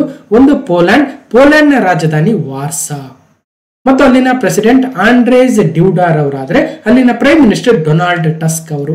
ಸೊ ಮೋಸ್ಟ್ಲಿ ಕೇಳಲ್ಲ, ರಾಜಧಾನಿ ಒಂದು ನೆನ್ಪಿಡಿ ಒಂದ್ ಕಡೆ. ಓಕೆ, ಸೊ ಪೋಲ್ಯಾಂಡ್ ಎಲ್ಲಿ ಬರುತ್ತೆ?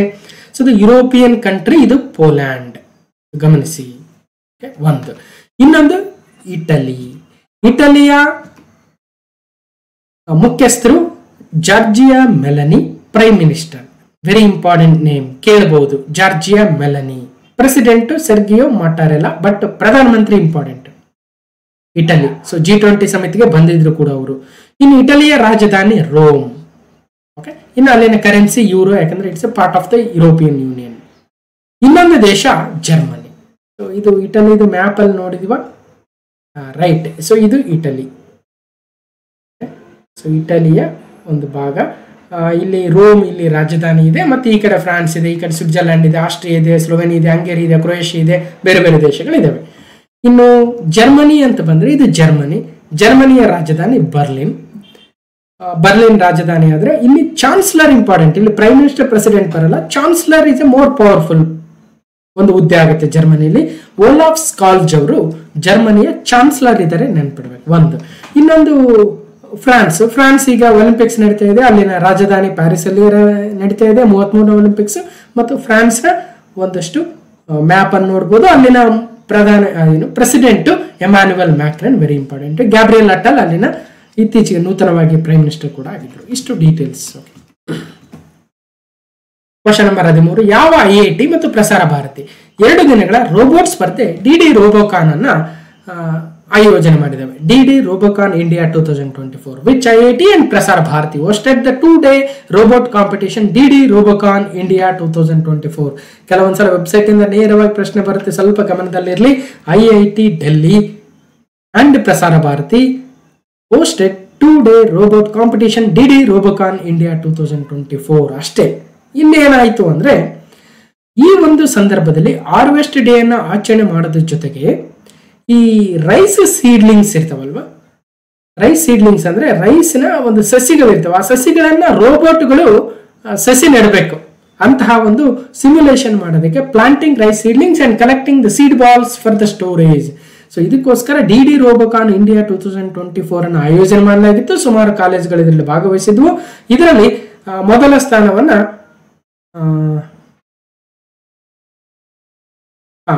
ನಿರ್ಮಾ ಯೂನಿವರ್ಸಿಟಿ ಮೊದಲ ಸ್ಥಾನದಲ್ಲಿ ಬಂತಂತೆ. ಪಿಂಪ್ರಿ ಚಿಂಚಾವಾಡ್ ಕಾಲೇಜ್ ಆಫ್ ಇಂಜಿನಿಯರಿಂಗ್ 2ನೇ ಸ್ಥಾನದಲ್ಲಿ ಬಂತಂತೆ. ಒಟ್ಟಾರೆಯಾಗಿ IIT ಡೆಲ್ಲಿ ಪ್ರಸಾರ ಭಾರತಿ ಆಯೋಜಿಸಿದ್ದ DD ರೋಬೋಕಾನ್ 2024 ನವದೆಹಲಿಯಲ್ಲಿ ನಡೆಸಲಾಯಿತು.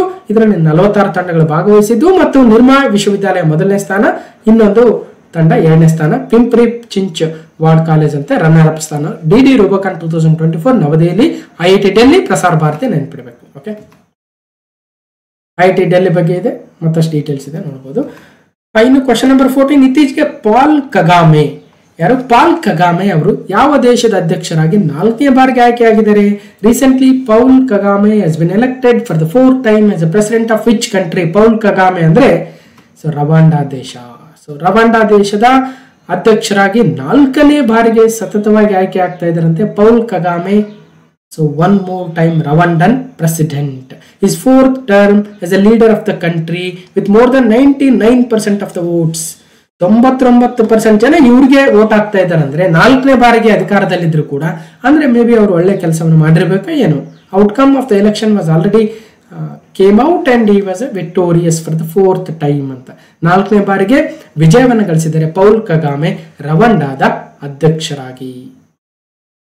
2000ದಿಂದ ಅಧಿಕಾರದಲ್ಲಿರುವ ಕಗಾಮೆ ಕಳೆದ ಬಾರಿ 2017ರಲ್ಲಿ ಕೂಡ ಆಯ್ಕೆಯಾಗಿದ್ರು. So Paul Kagame wins 4th term with 99% vote. ಅವರ ಎದುರಾಳಿಗಳಿಗೆ 1% ಕೂಡ ಬರ್ತಾ ಇಲ್ಲ ಅಂದ್ರೆ ಪೌಲ್ ಕಗಾಮೆ ಎಷ್ಟು ಫೇಮಸ್ ಆಗಿರ್ಬೇಕು, ಅಥವಾ ಅಲ್ಲಿ ಎಷ್ಟು ಒಳ್ಳೆ ಆಡಳಿತವನ್ನು ಮಾಡಿರ್ಬೇಕು, ಅಥವಾ ಜನ ಅವ್ರನ್ನ ಮೆಚ್ಚಿ ವೋಟ್ ಆಗ್ತಾ ಇದ್ರೆ ಅನ್ನೋದನ್ನ ಗಮನಿಸಬೇಕು. Paul Kagame leader of the past 3 decades in Rwanda. Rwanda ಎಲ್ಲಿ ಬರುತ್ತೆ? ರವಾಂಡಾ ಯಾವ ಒಂದು ಖಂಡದ ಒಂದು ದೇಶ ಅಂದ್ರೆ ದಕ್ಷಿಣ ಅಮೆರಿಕ, ಉತ್ತರ ಅಮೆರಿಕ, ಆಫ್ರಿಕಾ, ಏಷ್ಯಾ ಅಂದ್ರೆ ರವಾಂಡಾ ಆಫ್ರಿಕಾದ ದೇಶವಾಗುತ್ತೆ. ಸೊ ಗಮನಿಸಬೇಕು, ಇದು ರವಾಂಡಾ. ಸಮಭಾಜಕ ವೃತ್ತದ ಒಂದು ಸ್ವಲ್ಪ ಕೆಳಗಡೆ ಇದೆ ರವಾಂಡಾದ ರಾಜಧಾನಿ ಕಿಗಾಲಿ ಅಂತೆ ಅಲ್ವಾ? ಕಿಗಾಲಿ ಅಗ್ರಿಮೆಂಟ್ ಅಂತ ಬರುತ್ತೆ, ನಾನು ನೆಕ್ಸ್ಟ್ ಹೇಳ್ತೀನಿ. ಓಕೆ, ಇನ್ನು ಉಗಾಂಡ ಮೇಲ್ಗಡೆ ಇದೆ, Congo so north and west ಕಡೆ ಬರ್ತಾ ಇದೆ. ಇನ್ನು ತಾಂಜಾನಿಯಾ ಪೂರ್ವದ ಕಡೆ ಇದೆ, ಬುರುಂಡಿ ಎನ್ನುವ ದೇಶವು ಕೂಡ ದಕ್ಷಿಣದ ಕಡೆ ಬರ್ತಾ ಇದೆ. ಸೊ ಗಮನಿಸಬೇಕು, ರವಾಂಡಾ ಕಿಗಾಲಿ ರಾಜಧಾನಿ, ರವಾಂಡಾದ ರಾಜಧಾನಿ ಕಿಗಾಲಿ. ಪೌಲ್ ಕಗಾಮೆ ಅಲ್ಲಿನ ಅಧ್ಯಕ್ಷರು 4ನೇ ಬಾರಿಗೆ ನೆನ್ಪಿಡ್ಬೇಕು.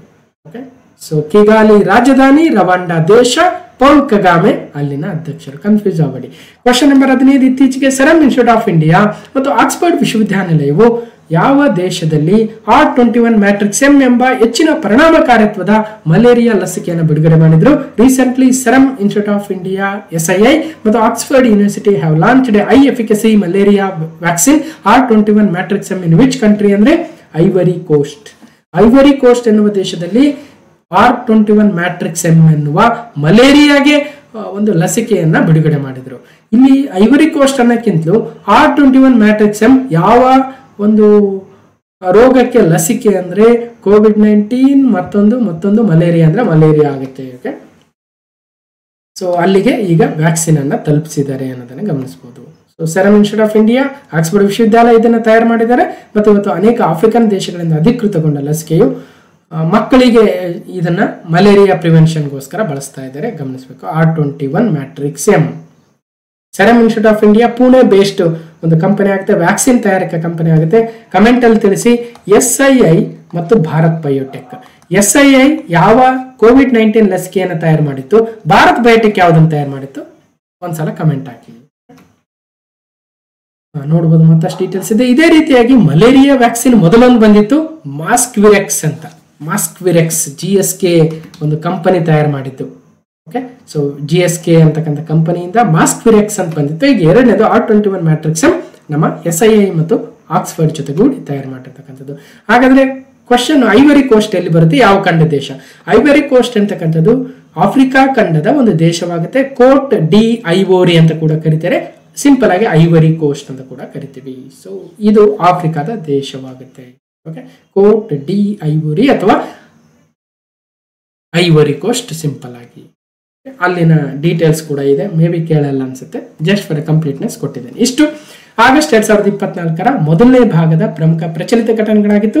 ಸೊ ಹೇಗೆ ಅನಿಸ್ತದೆ ಅಂತ ಕಮೆಂಟ್ ಮೂಲಕ ತಿಳಿಸಿ, ಮತ್ತು ಈ ವಿಡಿಯೋಗೆ ಒಂದು ಲೈಕ್ ಮಾಡಿ, ಶೇರ್ ಮಾಡಿ, ಸಬ್ಸ್ಕ್ರೈಬ್ ಮಾಡಿ, ಮತ್ತು ಬೇರೆ ಎಲ್ಲ ವಿಡಿಯೋಸ್ ಇದಾವೆ, ಎಲ್ಲವನ್ನು ನೋಡಿ ನಮ್ಮ ಟೀಮ್ಗೆ ಜಾಯ್ನ್ ಆಗಿ ಅಂತ ಹೇಳ್ತಾ, ನಮ್ಮ ಒಂದು ಟೀಮ್ಗೆ ಬೆಂಬಲವನ್ನು ಕೂಡ ಕೊಡಿ ಅಂತ ತಮ್ಮಲ್ಲಿ ವಿನಂತಿಸ್ತಾ, ಸೊ ಈ ವಿಡಿಯೋನ ಕಂಪ್ಲೀಟ್ ಆಗಿ ನೋಡಿರ್ತಕ್ಕಂಥ ಎಲ್ರಿಗೂ ಧನ್ಯವಾದಗಳು. ಮತ್ತೆ ಮುಂದಿನ ವಿಡಿಯೋದಲ್ಲಿ ಸಿಗ್ತೇನೆ ಅಂತ ಹೇಳ್ತಾ